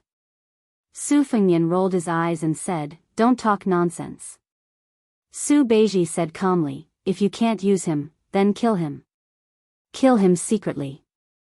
You can drown him by accident or poison him slowly. Anyway, you are familiar with this. Wang Wolfting is ambitious. Before he becomes the golden thread weaver, let him know what it means to show mercy and severity. Pei Nanwei turned to look at this Beimang remnant and made up her mind to stay away from this person. Just as Su Fengnian was about to speak, he saw a group of riders galloping on the street in a domineering manner. Immediately, the whole street was in chaos. Fortunately, the people seemed to be used to it. The women ran with their children, the hawkers ran as fast as they could, and the men in the middle of the street jumped and dodged. Practice makes perfect. This undoubtedly increased the arrogance of the group of hedonistic young masters. Most of the young masters were wearing fur coats and had knives and swords hanging on their necks. There was even a young woman with fiery eyes and a vicious aura that did not lose out to the group of hedonistic young masters. The horse she rode was a very outstanding breed, the Yellow Dragon Hussar.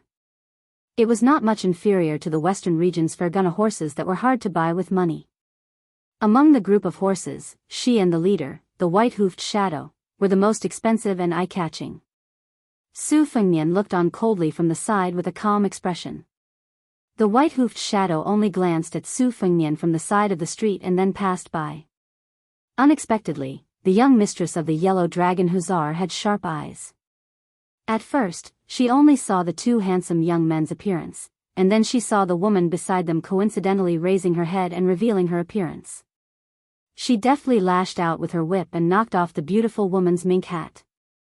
Not only that, she stopped the horse and turned it around. The horse's hooves stomped heavily on the street. When she was about 10 steps away, she shook her soft golden horsewhip and looked down at the woman and 2 men with evil intentions. She clicked her tongue and said, It's strange that we can meet such a beautiful woman here. Gao Dirun, come quickly, I guarantee that you won't have to go to the brothel to throw money for a year. If you take her back home, I bet that your two mosquito legs won't have the strength to go out and drink anymore. Su Fengnian bent down to pick up the mink hat from the ground and handed it to Pei Nanwei, but she glared at him angrily. Pei Nanwei was after all the former Princess Jing. It was true that she was angry at the young woman's ignorance and rudeness, but she didn't want to lower herself to her level. However, this person surnamed Su could clearly block the whip, but he still watched as she was humiliated. This made Pei Nanwei extremely angry. Su Fengnian saw that she didn't accept the mink hat, so he smiled and put it on his head. The young woman stopped her horse and the group of horses quickly turned around and returned. The eyes of the young man who was called Gao Dirun lit up and he was shocked. He didn't say anything as he jumped off his horse and rushed towards Pei Nanwei. He was about to throw her onto the back of a horse and return home. Su Fengnian waved his hand and signaled for Han Laoshan, who was secretly following them, to not show himself. He then took a step forward and kicked out with a seemingly soft kick. The young man surnamed Gao might have thin arms and legs that could be blown away by a gust of wind, but he was actually considered an expert in Lingzhou. He gave a sinister laugh and pushed off with the tip of his foot. With a beautiful flip of his body, he pounced towards the fellow who looked like an embroidered pillow. Su Fengnian, who was teasing him, smiled and suddenly took a large step forward. The tall young man had just heard his companions shout for him to be careful when he was pushed in the chest by a palm. His entire body was thrown from one side of the street to the other. Unfortunately, he crashed into the hard wall between two shops and fell to the ground. It was unknown whether he was dead or alive. The main culprit, the woman, had a gloomy expression. She held on to the horse whip with both hands and used all her strength to straighten it. Her eyes were vicious. Chapter 938. The young master that reminded the tall young master to be careful narrowed his eyes and touched the mane of the white-hoofed shadow he was riding. He said in a deep voice, committing murder on the street for no reason and disregarding the law. Do you not know how the word death is written? Su Fengnian pulled on the edge of his mink hat with both hands. His body flashed and he slapped the white-hoofed shadow's head. The horse that was worth 300 taels of silver did not even have the time to cry out before it died on the spot. The horse's hooves bent and it fell to the ground, scaring the young master so much that he quickly jumped up and retreated a few dozen feet away. He did not even have the desire to test the opponent's strength. Su Beiji sighed. At this moment, not to mention you half-baked Yamen officials, even if the insufferably arrogant Yen Wenluan were to appear, she would also be beaten by His Highness the Heir Apparent, who was full of resentment and had nowhere to vent. Su Fengnian took a deep breath and suppressed his surging killing intent. He said expressionlessly, "Scram." The noble woman riding the yellow dragon hussar was so angry that she laughed. Not bad, you do have some mediocre skills. This is the first time I've heard that Lingzhou has such a courageous Jianghu person. I've learned something new. The young master whose beloved horse had died on the street threw a look at his companion and the horse galloped away. Su Fengnian glared at the woman on the horse and then continued forward with Su Beiji. Su Beiji asked with a smile, "Do you feel better?" Su Fengnian said helplessly, "What are you talking about?" Su Beiji no longer behaved atrociously on his wound. She turned around and saw that the other nobles had put away their swords and sabers and slowed down their horses. They followed behind her, unwilling to leave. Their faces were full of ruthlessness and amusement, as if they were ready to watch a big joke. Su Beiji gently shook his head. A group of soldiers in bright armor quickly ran over under the lead of the knight who reported the news. They had an imposing manner. Su Beiji sneered. These foppish sons of rich families were not stupid. They knew that to deal with those Jianghu masters who were skilled in martial arts, it was effective to borrow the power of the government to kill them. Moreover, there was no need to worry about the consequences. It saved them money and effort, so why not? Su Beiji saw that the owner of the white-hoofed shadow was riding on the same horse as his companion. Obviously, he was not satisfied with the arrangement. He waved his hand and whispered to the person beside him, who then rode away. Su Beiji smiled. It seemed like he was determined to eliminate the source of the problem. Then, he called for more people to come and encircle them, in case the three of them were cornered and used their skills to escape. They should be a group of vicious and merciless sons of generals. They should be able to move a large number of local patrolling soldiers. Perhaps the power of patrolling the provincial capital was in the hands of one of their parents. Lingzhou was a good place for generals at the border to enjoy their retirement. There were many miscellaneous generals, military captains, and even more ruffians. Back then, the administrator was powerless to suppress the rebellion of the officials in Lingzhou. Part of the reason was because Sir Li did not do anything. More importantly, the administrator was a rare pure civil official in Biyao. Even if he really wanted to discipline the Lingzhou military captains who held real power, he still had to spend a large amount of effort and relationships. The imbalance between civil and military in Biyao had been going on for a long time. The scholars had died, and the internal and external conflicts had unknowingly increased the complexity of the situation in Biyao. The group of soldiers who rushed over first were all eager to give it a try. They held the hilts of their knives and waited for the captain's orders. Just as the daughter of Captain Dong had said, it was rare to see Jianghu heroes who dared to cause trouble in Lingzhou, much less in the heavily guarded provincial capital. The Lotus Pond in Huangnan County, which had a martial arts grandmaster watching over, was instantly reduced to ashes. This shocking news had already spread throughout Lingzhou during the New Year's greetings in the first month. It made the large and small gangs in Lingzhou tremble in fear.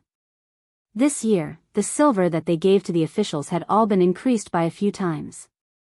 The captain pulled out his knife with a vicious smile and was about to capture the three of them to report to Sir Zhou and Dong Yueqi. They had just celebrated the New Year, so it was really a good start. The streets were very busy. Wang Wolfting and Sun Yin followed in the crowd. Seeing this scene, Wang Wolfting did not know whether to laugh or cry. He was hesitating whether he should go out and stop those people whose eyeballs were on their butts. Sun Yin shook his head and said, "Let's wait and see." Wang Wolfting said softly, "I told you just now, His Highness is not the kind of person who likes to make a fuss. Moreover, the reason why His Highness came out this time was to see you. I'm sorry to get involved in this kind of trouble." Sun Yin pointed at his own head and said calmly, Sun Yin had already finished studying when he was 14. After that, you always asked me what I was doing. I can tell you now. Since ancient times, there have been secret techniques of the emperor that were used to control the officials. However, I have half of the long and short positive and negative sutra that I wrote. It can be used to analyze, counter, and balance the techniques of the emperor. After Master Ya went to the capital, it was not that I did not want to go to the emperor, but I could not. If I went, I would die. Sun Yin is very afraid of death. How could I not see His Royal Highness hiding his strength and biding his time? Since he was able to make the four princes of Huangnam County go from being united on the surface to completely breaking up, it proves that His Highness is like what I told you that night. He chose the middle of the road to govern Lingzhou.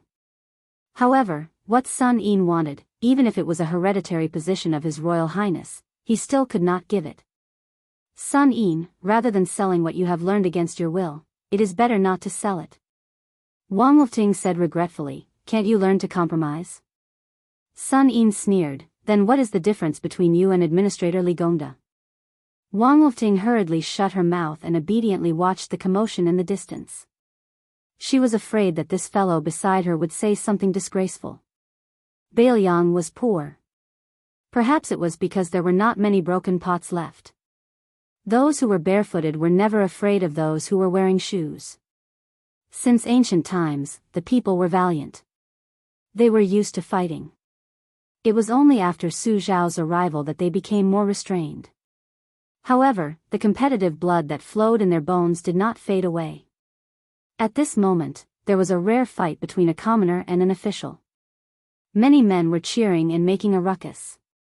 However, no one thought that when a man in normal clothes walked out, there was not even a single drop of rain, let alone loud thunder and small raindrops. The arrogant daughter of the Dong family was stunned as if she had been possessed by a ghost. She hurriedly got off her horse and walked in front of the man. The people in the distance could not hear what was said. They could only see the man's cold expression. The daughter of the lieutenant of Wuxia did not become angry out of embarrassment. She still stood there uneasily. Outsiders did not know the situation here, but the friends of the daughter of the Dong family were all scared out of their wits. They all rolled off their horses as if they were walking on thin ice. The squad leader quickly sheathed his sword and led the soldiers under him to kneel in front of him. As it turned out, Dong Zhen, the daughter of the second most powerful lieutenant in Lingzhou, Dong Yueqi, recognized this man as the deputy general of Lingzhou with the surname Han. When Deputy General Han was inspecting the military camp before the new year, Dong Zhen just happened to be wandering around nearby. She glanced at him from afar and felt that this uncle was imposing. Even her father, who could cover the sky with one hand in Lingzhou, was far from being able to compare. She could only accompany him from the side. Afterwards, she heard her father carefully mention that Deputy General Han had entered Lingzhou with His Royal Highness. There was no need to pay attention to His Royal Highness, who had never appeared outside of the general's estate. As long as they did not clash with him head-on, His Royal Highness would have to leave Lingzhou with his tail between his legs sooner or later. However, Deputy General Han could not be provoked. Not only was this person the junior brother of the immortal spear Wang Xiu, whose martial arts were unparalleled, he was also the general's personal retainer. In the future, he would be an official in Lingzhou for a long time. Dong Zhen did not dare to show off in front of this legendary man who could be said to be invincible. However, from her point of view, she was in the right to cause such a big commotion. Moreover, she did not think that General Han would be so calculative with a girl of the younger generation like her. However, when Dong Zhen saw the young man in the mink hat walk to General Han's side and whisper something, to which General Han could only nod his head, Dong Zhen was instantly scared out of her wits. In such a big Lingzhou city, who could treat Han Laozhan like this? Was there even a need to guess the identity of that person? Dong Zhen was the first to wake up and kneeled heavily on the ground. When the other hedonistic sons saw this, they were so scared that they peed their pants. They all kneeled down one after another and did not even dare to breathe loudly. Han Laozhan said with a stiff tone, "All of you kneel and ask someone to bring the person with the highest authority in your family. I will give you 5 incense sticks worth of time. If no one comes, I will directly twist off your heads." Dong Zhen wanted to cry but had no tears. They all had to kneel obediently, so who was going to ask for help? The young man in the mink hat chuckled and said, "Let this group of soldiers who have worked hard for the people of Lingzhou go and pass on the message. Soldiers, hurry up and ride their horses. There are not many opportunities like this. A single horse is worth more than all of your belongings. At that time, if any one of these people dies, the skin on your body will be peeled off in anger. Not only the armor on your body, you will also lose a layer of your skin." The squad leader gathered his courage and stood up. With him taking the lead, the soldiers under him also stood up hesitantly. Su Fengmian said to the squad leader, "I have counted. You just happen to be one more person. You stay here. The rest of you go and pass on the message. That's right, tell their elders that those who have been military officers must all wear their armor." Dong Zhen even had the thought of dying. When she lowered her head, her eyes were filled with fear and resentment. Almost half an incense stick's worth of time had passed. In the distance, on the increasingly crowded street, the crowd only saw the young man in the mink hat who should have a great background. He took off the saber at the waist of the squad leader and then quietly squatted down with the saber across his knees. Chapter 939. This caused the spectators to be greatly disappointed. In the past few years, they had gotten used to the domineering behavior of the 4 Lingzhou ruffians. According to common sense, all crows in the world were as black as one another. Shouldn't the winner of the competition of backing and family background be the one to take care of those pitiful fellows who lost? Otherwise, how could they be the playboys of Lingzhou if they were so friendly? Wang Wolfting asked curiously, "What is going on? Are you trying to make an example out of the Lingzhou officials and the families of these people to lower their heads? But looking at the current situation, it doesn't look like you're really going to kill them. If you really want to wait until those officials arrive before you kill them, then you can only kill them verbally and it will be hard for them to accept it. Sun Yin said slowly, the worst plan is to kill randomly, killing the playboys and officials to establish our might in the eyes of the people of Lingzhou. In the end, it will make the military officials and officials of Lingzhou and the officials of the Yamen work together against a common enemy. The current situation is like burning our eyebrows. The best plan is to not kill anyone and treat it as doing a favor to those families. At least, they won't look too bad in the future. Both sides will be at peace for the time being, but it won't help with the situation in Lingzhou. The soldiers at the border of Yu and Liang will look down on His Royal Highness. The best plan, in the current situation, there is almost no best plan to speak of. Wang Wolfting smiled, almost. Sun Yin said calmly, there is, but I don't think His Royal Highness can do it. Wang Wolfting continued to ask, tell me about it. Sun Yin gave a rare smile, if it ends up muddle-headedly and you treat me to good wine and I get drunk, I'll tell you. Anyway, in Biyao, Sun Yin, am destined to be neither high nor low. Since I can't live happily, then I can only drink happily. After the time it took for 4 incense sticks to burn, horses galloped over one after another. Fortunately, most of them were generals and had excellent horsemanship. There was only one civil official who had never been on the battlefield, but he was also quick-witted. He let his squire ride the horse and rode with him. He did not care about his bearing and demeanor, and hugged the squire's waist tightly. The captain of the Yu cavalry, Dong Hongqiu, was the furthest away, but he still arrived at the same time as the civil official. Of the 4 military officials who arrived before him, one was the director of the Lingzhou army, one was a general with a title, and 2 military captains with real power. They were all kneeling on the ground with their descendants. That foppish playboy who had fainted after hitting the wall was also dragged over. Lord Zhou, who was in charge of the county's documents, also ran away quickly. His body was faster than Dong Yueqi, and he fell to the ground neatly. He cried, humble Zhou Jianshu pays his respect to His Royal Highness. My unfilial son has disturbed His Royal Highness, I deserve to die. One must know that this Lord Zhou of the Lingzhou army was one of the people who had entered the general's residence that day. In the study room, he had received His Royal Highness's promise. Even if he did not get promoted and become rich, at least no matter how Lingzhou rose and fell, he, Zhou Jianshu, would still be able to keep his position as the 3rd highest civil official in Lingzhou.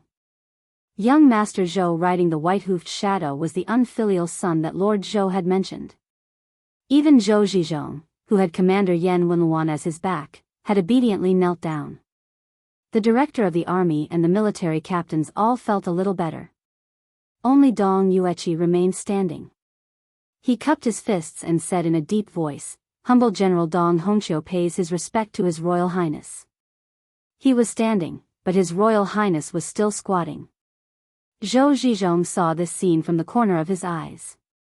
He lowered his head a little more, but the corners of his lips curled up. The entire Lingzhou officialdom knew that Dong Hongqiu was old General Zhong's trusted subordinate. Furthermore, because Dong Hongqiu had joined the army at a young age, he was a military official who had experienced the Spring and Autumn War. Otherwise, he would not have been able to become the captain of Lingzhou's Yuqi. Who knew how many generals who had retired from the border were eyeing this kind of prominent position? If one did not have any true ability, even if they were lucky enough to become one, they would be kicked down. In truth, even the normal citizens who did not like Dong Zhen and Zhou Jianshu felt that it was right for Dong Yueqi to not kneel to His Royal Highness who had no achievements. His Royal Highness gripped his Baoyang blade and slowly stood up. He did not fly into a rage like Dong Hongqiu had expected. He did not even try to use his status as Baoyang's heir or Lingzhou's general to force him to kneel. Han Laozhan, who was standing respectfully behind His Royal Highness, was about to take a step forward when Su Fengnian waved his hand. Su Fengnian stood with the blade in his hand. His hands were gently placed on the hilt of the blade. He said with a slight smile, everyone, do not worry. This heir has not suffered much. It is not that your sons and grandsons do not want to commit sins, but that they do not have the ability. It does not matter if they are wastrels who can't do anything right or if they are parasites who only know how to enjoy their achievements. It does not have much to do with this heir. This heir has been unreasonable in Biyao for almost 20 years. There are indeed many things that are unreasonable. In this aspect, I am just like your sons and grandsons. However, using this opportunity today, I want to tell you about a small principle that this heir knows. Dong Yueqi sneered and said, "Oh? Since His Royal Highness has the leisure to do this, I am willing to hear the details." Su Fengnian smiled and said, "Actually, there is no need for this heir to say anything. Come, other than Sir Zhizhong, help the other officials take off their armor." The military officials kneeling on the ground all suddenly raised their heads. After being stunned, they could not hide their anger. Among them, the military official who was over 50 years old stood up with a dark expression. "I have risked my life for your Su family to have the glory I have today. Now, all of this wealth belongs to me. I can be killed, but not humiliated. Although my grandson has offended his superiors, he has not harmed you at all.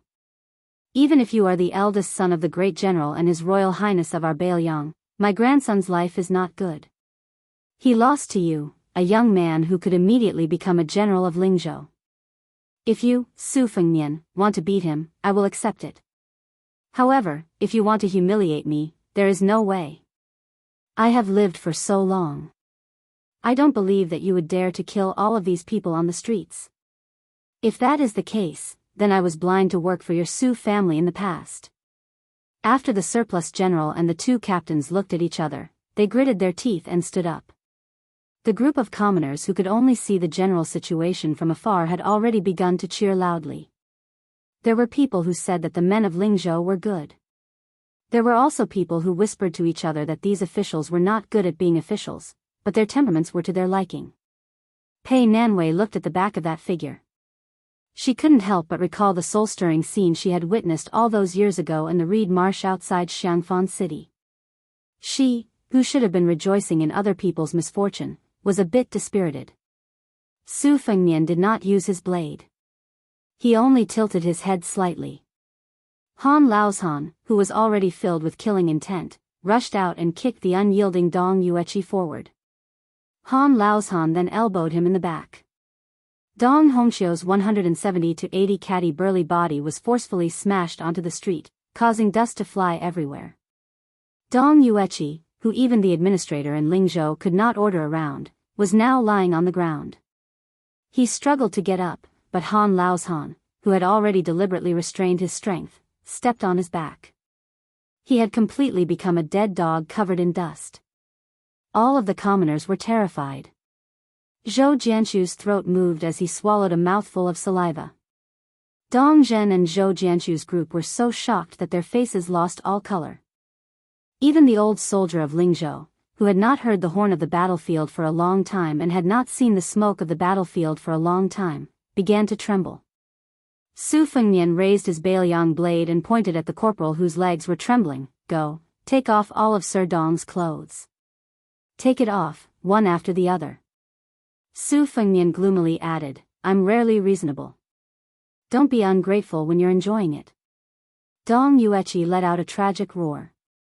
After he was not stopped by Han Laozhan, he staggered up. "Yueqi Field Officer Dong Hongxiu, will take off my armor today. From today onwards, I am no longer a soldier of Biyao." The soldier's eyes were also red. His voice was hoarse as he laughed. "Go to your mother. What kind of Lingzhou official is this? Huang Zhong will also take off his armor." Thus, other than the civil official Zhou Jianshu, everyone else took off their arms in the middle of winter. It was both comical and tragic.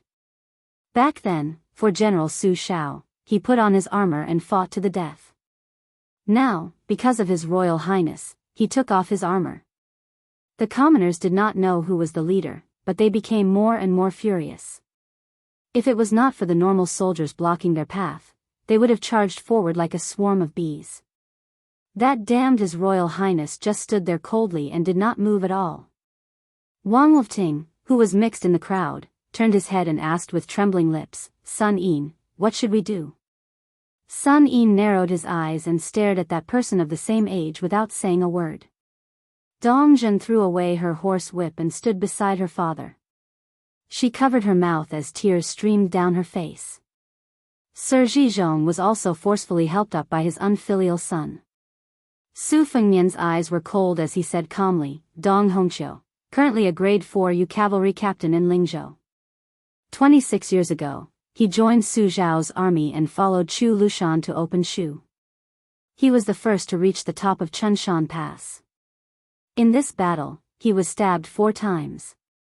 Huang Zhong, currently a grade 4 military officer in Lingzhou. During the Battle of Xiangfan City, he was a death warrior of the vanguard camp. He climbed the city wall 6 times and was injured 6 times until he could no longer fight.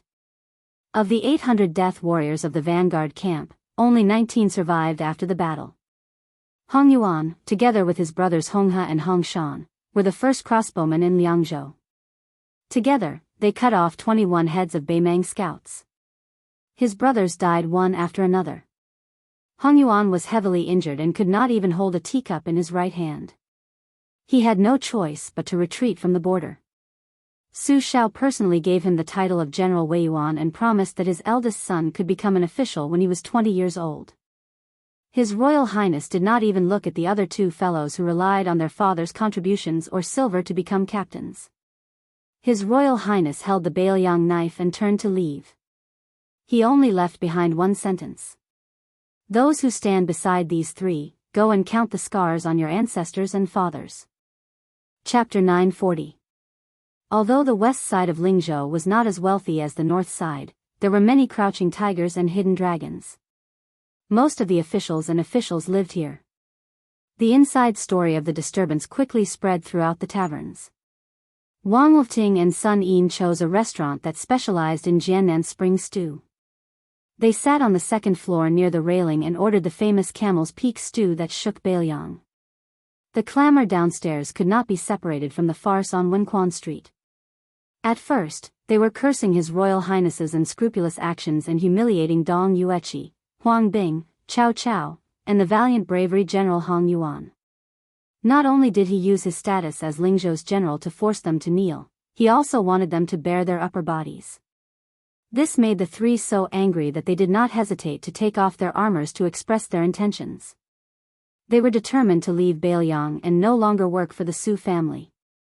Afterwards, a few sharp-sighted officials joined in and found out that the matter was not so simple. It turned out that the young masters of the Dong and Zhou families rode their horses on the street to pick a fight with His Royal Highness first. They even mobilized soldiers to encircle this Lingzhou general. This made the outsiders who were cursing Su Fengnian for being a good-for-nothing restrain themselves. They still muttered that it was just a dog-eat-dog situation and that none of them were good people. Afterwards, more and more officials who knew the inside story revealed the truth. Endless rumors flowed into the various manors and restaurants of Lingzhou. Only then did the truth come to light. As a result, for the first time ever, Lingzhou, with its strong folk customs, became silent. The group of people who were the first to curse His Royal Highness the most fiercely were stunned with a guilty conscience. Wang Wolfting saw and heard this and felt relieved. He put down his chopsticks and saw that Sun Yin was still unmoved. He picked up some fragrant Camel's Peak meat with his chopsticks and put it in his mouth. Wang Wolfting asked with a smile, "This is your best plan?" "At the time, I didn't know what your highness said." "Without drawing a knife or killing anyone, you were actually able to make Dong Yueqi kneel in front of your highness back. I thought you were using the king of Baoyang and the lives of the entire clan to force Dong Yueqi to lower his head." 2 old men who had been through hundreds of battles. One hugged his armor and cried while the other began to beat his grandson on the street. "Interesting." Sun Yin shook his head and said, "It's true that I had a plan, but your highness gave me the plan." In this way, not only would Dong Hongqiu and the others be convinced, but they would also not naively kowtow to the crown prince. At the very least, these few people would continue to be grateful to the 2nd generation of the Su family for not forgetting their meritorious service. This would make the straightforward military officials feel more at ease than any verbal promise. They would be able to temporarily behave themselves in their respective circles and be willing to tactfully take a step back for His Highness the Crown Prince out of gratitude. However, the most important thing was that a crack appeared in the tight circle of Lingzhou's military officials. The military officials who had personally fought on the battlefield and the children of generals who had become officials because of their father's contributions would inevitably begin to size each other up. They would no longer be as close as before. As for the Su officials and Yamen who were the most familiar with changing the rudder, seeing that the upper echelons appeared united but were divided at heart, they would naturally do their work obediently. No one was stupid. The Lingzhou general could even subdue Dong Yueqi, who was supported by General Zhong Hongwu, so wouldn't it be easy for him to take care of them, this group of low-class shrimp soldiers and crab generals? The more His Royal Highness held the imperial sword in his hand, the higher he raised it but did not land on anyone, the more it would make people feel fear. Right now, His Highness still did not use the might of the King of Biyao to chop down Dong Yueqi's yellow soldiers. Instead, he was thinking about their old friendship and using reason. However, His Royal Highness was a vicious person who even dared to make a move on Zhong Hongwu. In the past, no one praised him for his shrewdness. Everyone knew that the Lingzhou general was not a kind person with a bodhisattva's heart. Everyone guessed that there would be a bloody disaster in Lingzhou sooner or later. There would definitely be blood. Pushing down layer by layer, the administrator who lived in seclusion did not move. Zhou Jianshu, who had been kneeling the entire time, did not move. Right now, even the arrogant military officer behind Dong Yueqi did not move. Lu Ting, who do you think will be next? Wang Lufting smiled knowingly. It can only be that group of Su officials who did not have a good year in Lingzhou's officialdom. Although you and I know that His Highness will not go as far as to glare at them, they do not know. They will only feel that a knife has fallen on their head. It will not fall and it will make them wish they were dead. Sun Yin nodded his head with a lonely expression. Wang Lufting asked softly, His Highness has such a mind and you are still not willing to become an official? Sun Yin retorted, what kind of official? A county magistrate in charge of politics? An assistant to the governor of Lingzhou's 7 counties? Or an assistant to the governor's manor? Without waiting for Wang Lufting to persuade him, Sun Yin laughed coldly, I can't even do it well. It is important to know oneself. Only by knowing oneself can one understand others. I, Sun Yin, have high standards but low abilities. After becoming a county magistrate, I have no one to rely on and I am not willing to spend my time on dealing with those arrogant Su officials. If they want to take care of me, it will be easy. Even if His Highness is my backer, these stubborn people have many hidden methods to cut my flesh with a soft knife. No matter what I do, my hands and feet are tied. There is no one around me that I can use and I cannot pass down any policies. In the end, it will cause the economy of my jurisdiction to wither and the people to have no way of making a living. Forget about the all people's umbrella when I leave my post and get promoted. I am afraid I will be criticized by the people in the county every day.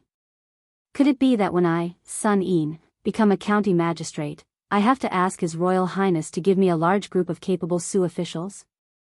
As for assisting the governor and serving the provincial governor, Sun Yin's ability wasn't much better than his.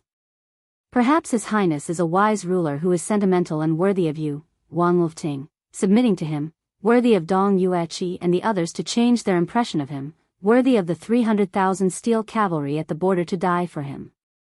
But to Sun Yin, it is useless.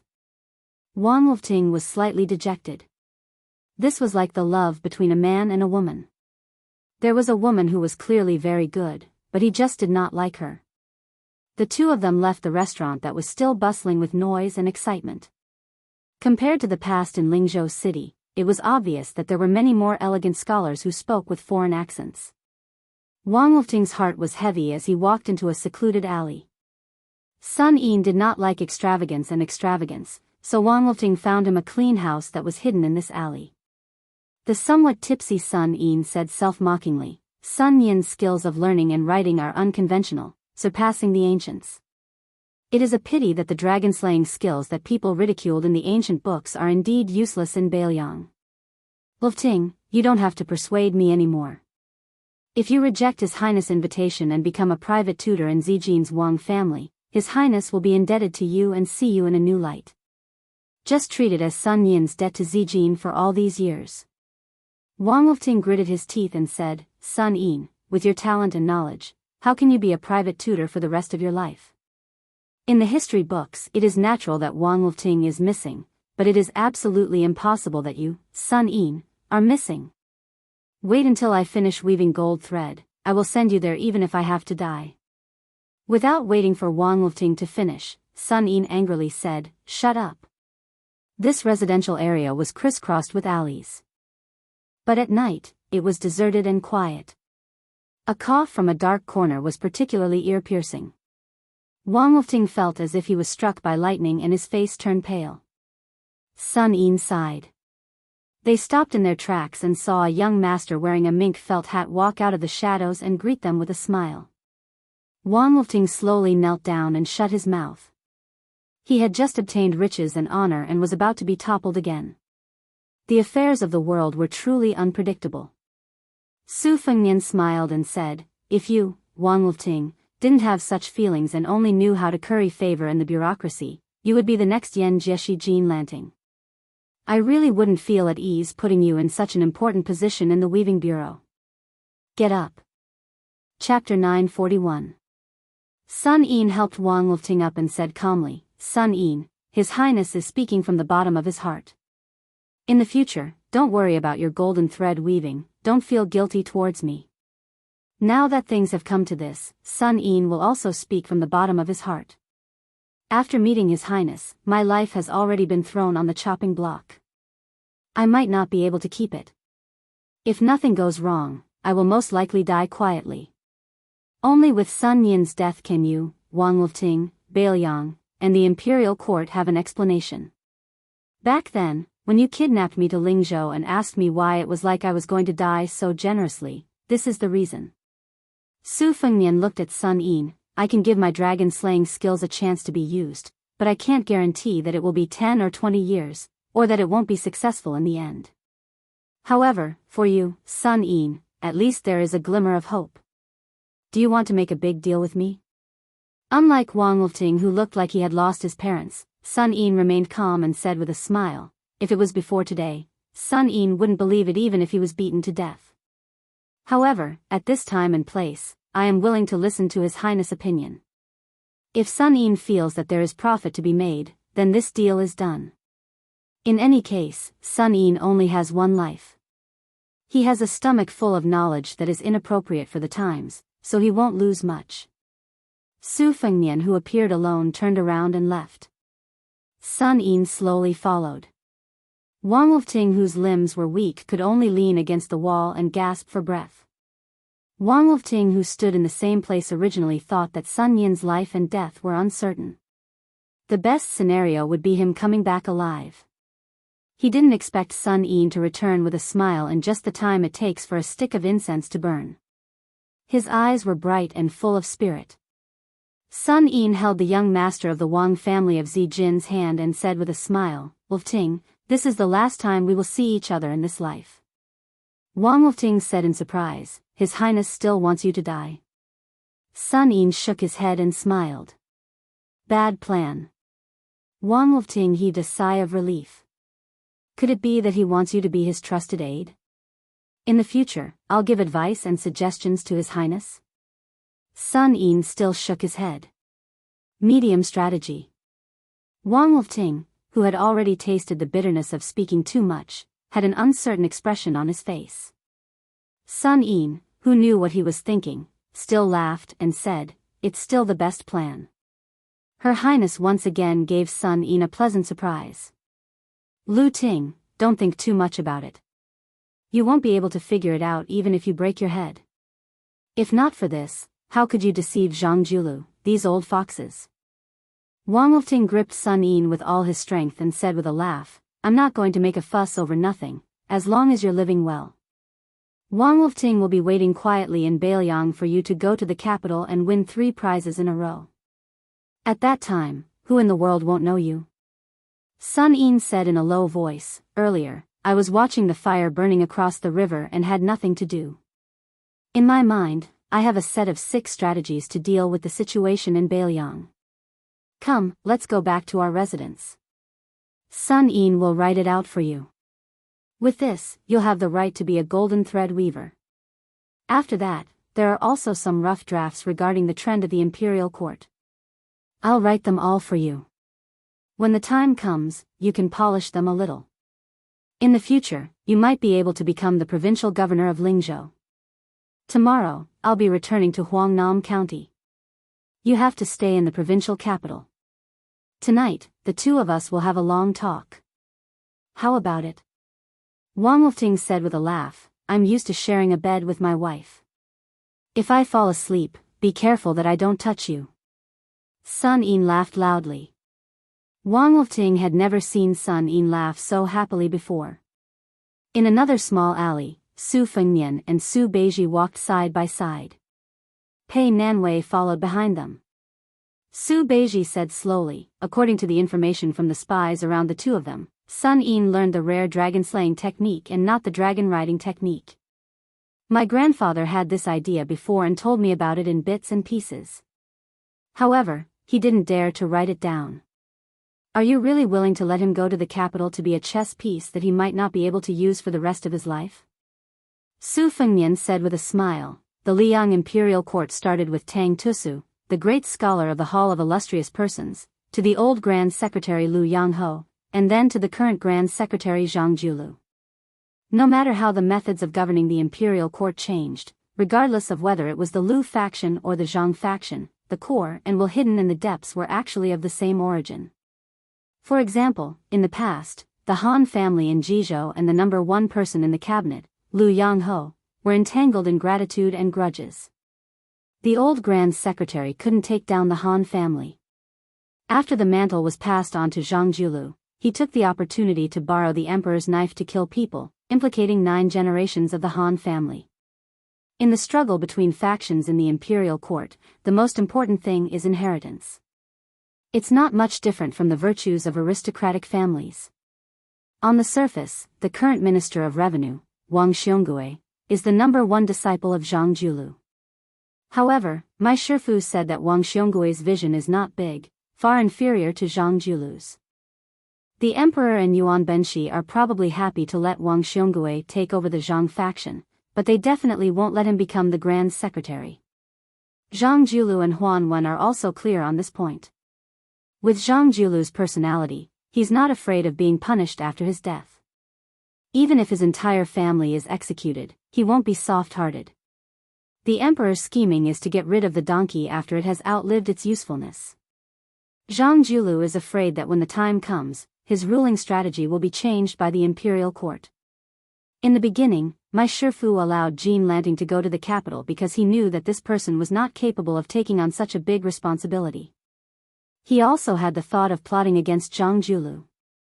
However, now that Yao Baifeng publicly reprimanded Zhang Julu in the Imperial College, I reckon that Zhang Julu is also somewhat vigilant. Perhaps he's already prepared to replace Wang Xiongui, who will be at the helm of the Zhang faction in the future. Sun Yin's departure this time is just right. Of course, Sun Yin's usefulness is far from being that simple. Right now, what Beiliang needs to do is to make Sun Yin's journey to the capital very difficult and bumpy. This is an enormous secret. I plan to bypass Wutangan and let Chu Lushan personally handle it. Su Beiji smiled and said, Are you afraid that Wutangan doesn't have enough experience? Or are you afraid that Second Princess will be too mentally and physically exhausted? Or is it because the peregrine falcon that hit Chu Lushan with a stick last year will reward him with a date to eat during the new year? Su Beiji suddenly saw that Su Fengnian's expression was cold. Su Beiji's thoughts were very sharp. He was shocked and no longer joked. Su Beiji lamented in his heart. It wasn't easy to deliberately add oil to the fire of the imperial court. Beiliang's own family also couldn't escape one disaster after another. Su Fengnian suddenly laughed self-deprecatingly and said, Being His Royal Highness and Lingzhou's general is already so tiring. Tell me, if he were to be the emperor of the world, how much effort would he have to put in? Su Beiji smiled and said, An emperor who knows how to use people is actually not as tiring as you think. Su Fengnian twirled the copper coin between his fingers and dismissed it with a smile. Han Laozhan almost couldn't take it anymore.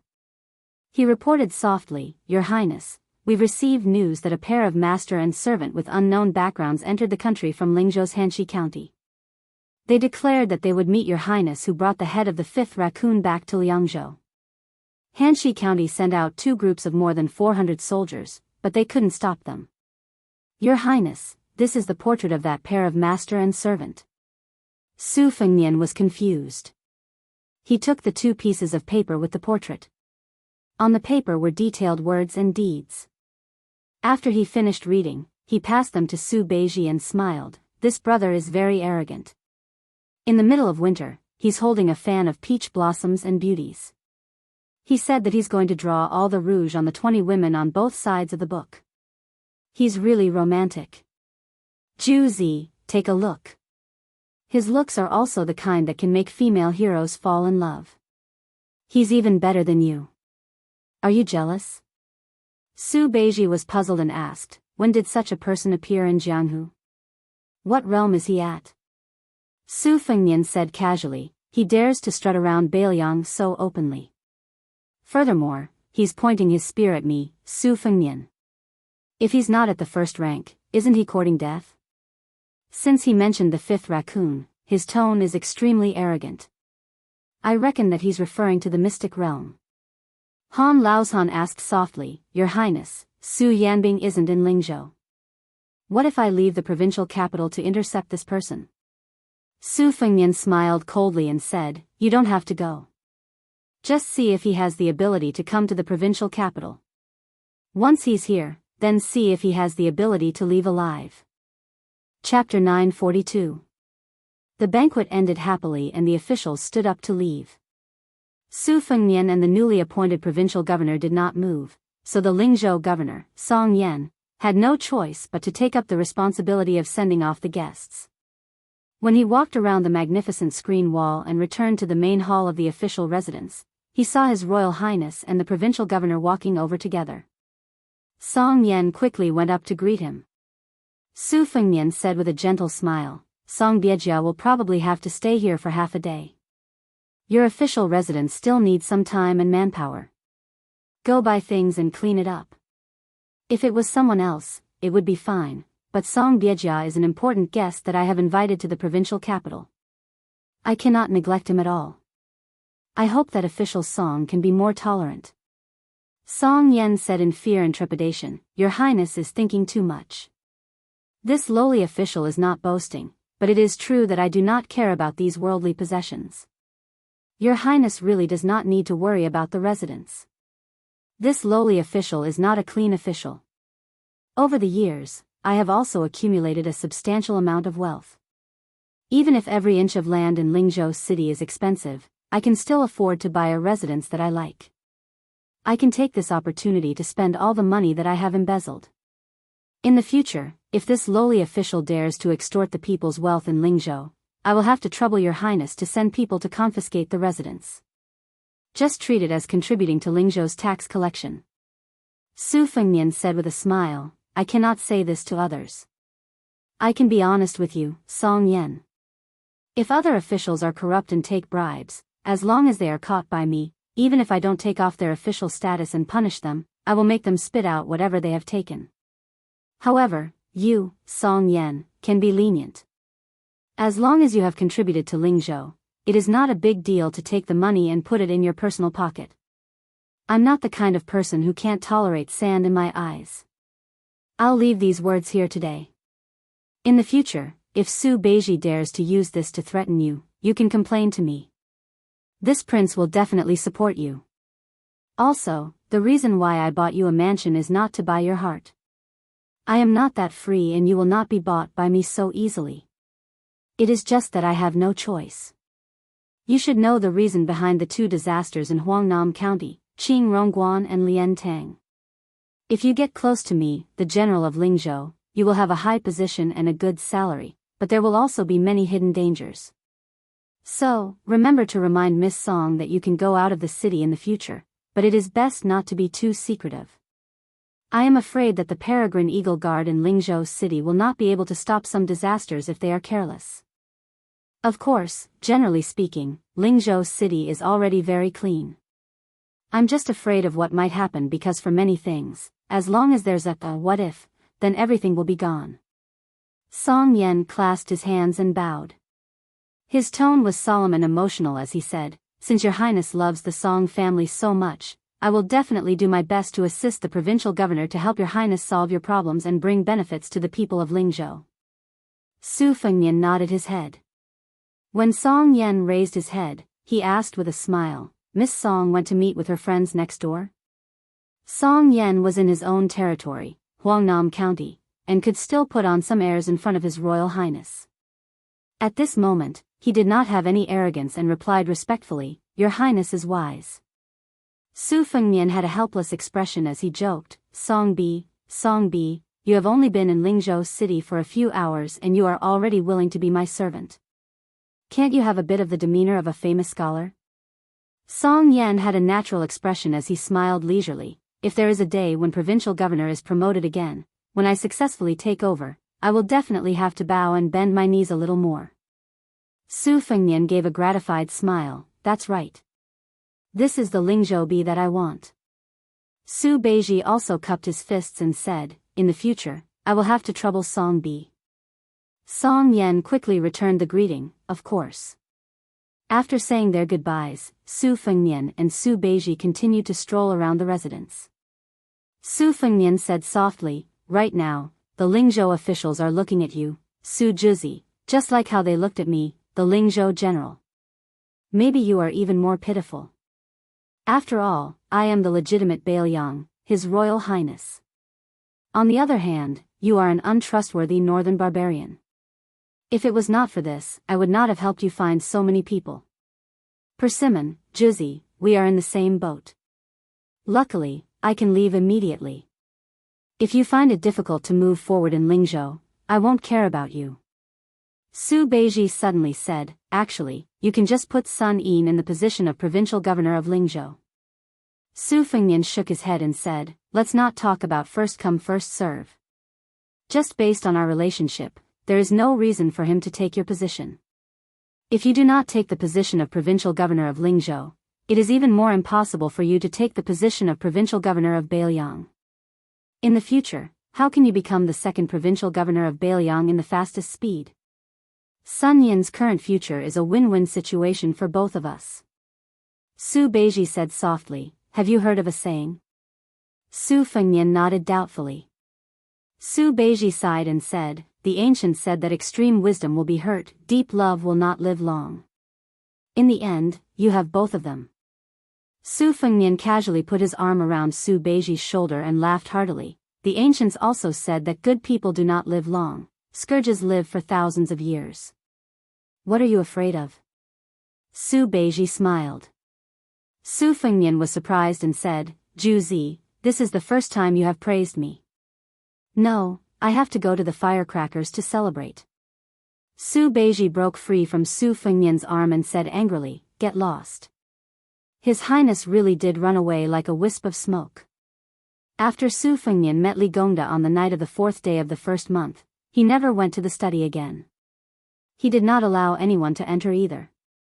Even Huyan Guanyin, who looked at the impatiens outside the window every day, was not an exception.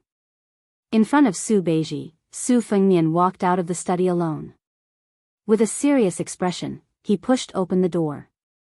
That secret letter was placed on the table, unopened. Su Fengnian's face twisted with pain and malevolence, but then he forcefully smoothed it out. He moved over a chair and sat down, facing the letter. His Royal Highness remained silent. He had agreed with Li Shifeng that he would originally enter the city on the 3rd day of the 1st month, but in the end, it was delayed until the 4th. He wanted Li Gongda to see the secret letter personally written by the imperial court's Jianghu. He wanted Li Gongda to feel his conscience and choose to stay in Biyao after a day of hesitation between the imperial court and Biyao. Later on, Su Fengnian soft-heartedly said 3 secret letters, one each for Su Shao, Chu Lushan, and Huang Fucheng. He added the extra word 3 so that Li Gongda, who had secretly hidden a secret letter from Grand Secretary Zhang, could rein in himself before the precipice. However, this Uncle Li, who Biyao had never treated unfairly, still didn't change his mind. Just like that, he walked out of the general's mansion's main entrance.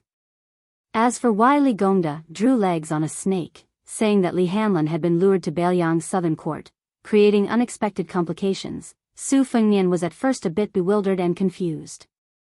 However, soon afterwards, the secret letter from the spy at the border explained everything. He, Su Fengnian, schemed against the imperial court, schemed against Jianghu, schemed against Zhang Julu, Huan Wen, but when had the other party ever been soft-hearted, pushing the boat with the current? Instead, he caught Beiyang unprepared. Even many of the southern court's great spies from Liang surfaced, one of them even becoming a military officer in charge of 3,000 soldiers in the southern court, all for the sake of successfully bringing Li Hanlin to the capital. If not for Su Yanbing urgently rushing to Yuzhou to support Huang Fucheng, Su Fengnian might really have picked up a rock and smashed it on his own foot. Su Fengnian stared blankly at the dust-covered secret letter. Was Beiyang so unpopular? Su Fengnian abruptly stood up, his chair instantly breaking into pieces. He said angrily, Li Gongda, are you so greedy? Han Laoshan, who had heard the commotion, was just about to barge into the study, but he immediately stopped when he heard this question. Su Fengnian laughed darkly in a low voice. Who doesn't want to be the emperor? Who doesn't want to be the emperor? Who doesn't want to be a rank 1 official, second only to one person and above tens of thousands of people? If not for you, Su Fengnian, seeking trouble for yourself, even if Li Gongda wanted to rebel against Beiyang, he would have to wait until Su Shao was dead before the golden thread weaver Li Shifeng dared to make a move. Su Fengnian took a step forward, clutching the secret letter tightly. It was crumpled in his hands. All of a sudden, Su Fengnian's eyes widened, his face filled with disbelief. The seals of the 2 secret letters were different in weight. This one was clearly the so-called true secret letter. Li Gongda should have handed over the secret letter with the light seal. Su Fengnian rushed out of the study, left the corridor, and rushed toward the administrator's residence. He directly jumped over the towering wall between the 2 large residences. He landed lightly in the Li residence's garden. When they saw the 2 figures in the air, the 2 women were scared out of their wits. Su Fengnian calmly asked, where is Uncle Li? Of the 2 women, Li Fujian opened her mouth wide and did not come back to her senses. On the other hand, Song Huangmei, who had been practicing martial arts since she was young, had a look of longing and reverence on her face. She swallowed her saliva and said with a smile, Your Highness, Sister Li and I just drank a pot of spring spirit tea with the administrator. He said he was going to the study to read. Su Fengnian smiled and nodded. Then, he left in a flash. After Song Huangmei recovered from her shock, she jumped up and grabbed onto Li Fujian's sleeves, saying excitedly, Look, Sister Fujian, I told you His Royal Highness is a top expert filled with killing intent. He must have killed many people, but you didn't believe me. Now you believe me, right? With His Highness's mysterious movement technique, one wouldn't be able to use it without being at Master Realm.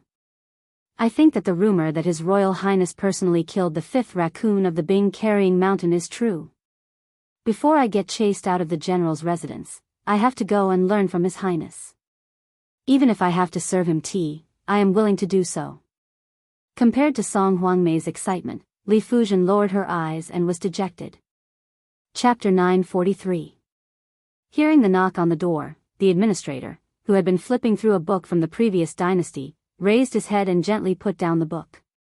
He straightened his clothes and said calmly, Come in. The familiar figure pushed open the door and entered. He said to Li Gongda, The general of Lingzhou greets the administrator. Li Gongda's expression was complicated. This second-level official, who was known for his skill and flattery, rose and said in a low voice, His Royal Highness came at the right time, but he came later than Li Gongda expected. The reason he said this is because the matter of the 2 secret letters was indeed secretly planned by His Highness. Beiyang needs this kind of king of Beiyang, so he said, he came at the right time. He came late because he was dissatisfied with His Highness' soft-heartedness. After Li Gongda handed over a secret letter, he didn't immediately turn hostile and didn't immediately open the letter. He knew that the secret letter was the real one. This means that His Highness has been hesitant these days. Even if he mistakenly believes that Li Gongda has decided to join the court, he still doesn't want to kill him. His Royal Highness like this is more than enough to be the general of Lingzhou or the provincial governor of Lingzhou. If he is merciful, how will he command the 300,000 Biyao cavalry that are the best in the world? Su Fengnian didn't refute this. Li Gongda smiled and brought out 2 chairs. The 2 of them sat across from each other. The administrator, who was very different from usual, looked at this young face that was becoming more and more angular. He sighed softly and said, "His Highness, you might ask why Li Gongda did this. Since he clearly didn't join the court and wasn't tempted by Zhang Julu, why did he deliberately hide a fake letter? It's very simple. His Highness carefully planned this time and almost passed off the fake as the real one. He wanted to test Li Gongda, the head of the civil officials in Biyao. Li Gongda also wanted to know whether it was wise for him to stay in Biyao. Your Highness." At this point, Li Gongda stopped talking. Unlike the previous time in the study, this time, tears flowed from the bottom of his heart. Li Gongda did not wipe them away and slowly said, "Your Highness has come late, which means that your Highness is not an ambitious and ruthless person who would kill anyone for your own achievements." Li Gongda felt regret in his heart, but he was even more grateful. I had entrusted Hanlon to such a king of Biyao. Even if he really died on the battlefield one day, Li Gongda would grit his teeth and not have half a word of complaint. Li Gongda had been an official for 30 years, but he had never seen anyone who was truly heartless. In the end, they did not suffer from evil retribution.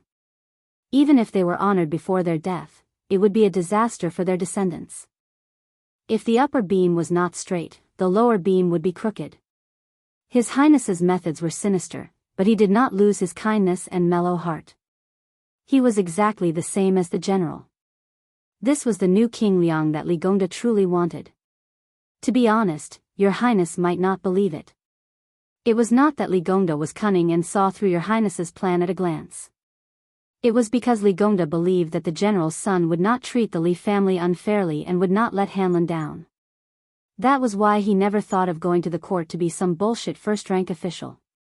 If I went to the capital, Hanlon would break off all relations with me and my son, and would not recognize me as a father for the rest of my life.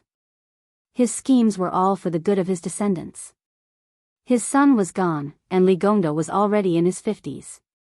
He had become a powerful official in the court. He would be in his coffin in a few years. What was the use of a posthumous title? Besides, how could being an official in the unfamiliar capital compare to being the administrator of Biyao? Li Gongda had spent his entire life pondering the path of an official and studying the art of climbing up the ranks. As the old saying goes, ginger is destined to be spicier with age. I will not make such a big mistake at this age. Your Highness, don't worry. Li Gongda will never mention the secret letter to Hanlon. Your Highness has a clear conscience towards Northern Liang regarding this matter, and you shouldn't create a rift with Han Lin over this matter. Just treat it as Li Gongda's sincere request to your Highness to prevent Han Lin from going down a dead end. Your Highness, when the time comes, Han Lin can only die at the border. If your Highness has a guilty conscience towards Hanlon alone, Li Gongda also asks your Highness to consider Hanlon and not speak of this matter.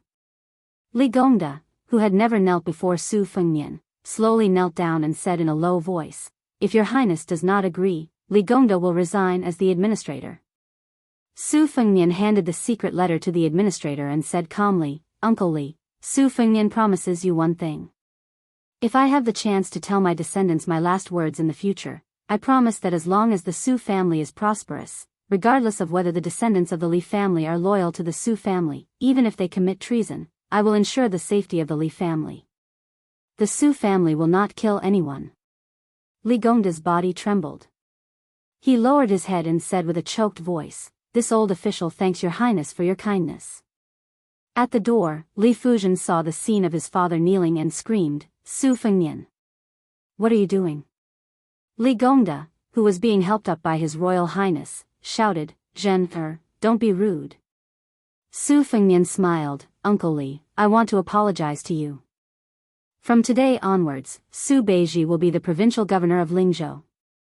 Li Gongda wiped his face and chuckled, "This is not a big deal. It's not worth your Highness to tell me personally. Also, Hanlon has safely returned to Yuzhou. Su Fengnian said this in a low voice and left, brushing past Li Fuzhen. Li Gongda, who was overjoyed, carefully hid the secret letter and stared at his daughter. You don't know the severity of the matter. Li Fuzhen said angrily, Father, you are the administrator of Biyao. You kneeled to Uncle Su and flattered him. When did I say anything? But Su Fengnian is just a general of Lingzhou. He is not even the hereditary king of Biyao and he wants you to kneel. What right does he have? He calls you Uncle Li and it sounds nice, but when has he ever treated you as an elder? Li Gongda narrowed his eyes and stared at his daughter. He smiled. What right does he have? Just because His Royal Highness is stirring up trouble in Lingzhou. He has already made me, the administrator, unable to make ends meet and flustered.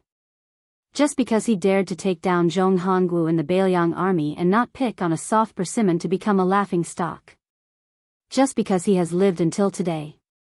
Li Gongda saw that his daughter's face was covered in tears and his heart ached. He lowered his voice and walked in front of her to help her wipe her tears. Li Fuzhen turned her head to avoid him. The administrator sighed, how could I not know? He never treated me as an elder in the past. Besides, I also never treated him as His Royal Highness. However, it will be different in the future. Don't be angry with your father. The stupidest thing a woman can do in the world is to be angry. Li Gongda seemed to feel that his words were too harsh and laughed softly. Today is a double blessing for the Li family. It is even happier than when I became the administrator. Want to have a drink with me? Li Fuzhen was silent. The old fox Li Gongda said casually, I recently found out about the details of His Highness going to Beimang. Sigh, it is a pity that child Hanlon is not here. I have no one to talk to. Why don't you listen to me? Otherwise, it would be boring for me to drink alone. Li Fuzhen made a sound of acknowledgement. Sir Zhou returned home. When he got off the carriage, his face was still glowing. Zhou Jianchu's son, whose white-hoofed shadow had been slapped to death by His Royal Highness, Zhou Kongwen, was afraid that something bad had happened to his father in the general's manor. He waited at the door for an hour. When he saw his father's happy face, his heart that was in his throat finally relaxed. He was about to ask when Zhou Jianchu smiled and said, let's go back to the manor and talk. After the father and son sat down, they waved their hands to disperse a few beautiful servants who were good at serving them. Zhou Jianchu tugged at the collar of his official robe. Zhou Kongwen hurriedly asked, Father, what did that person say after entering the manor? Will our Zhou family be hated?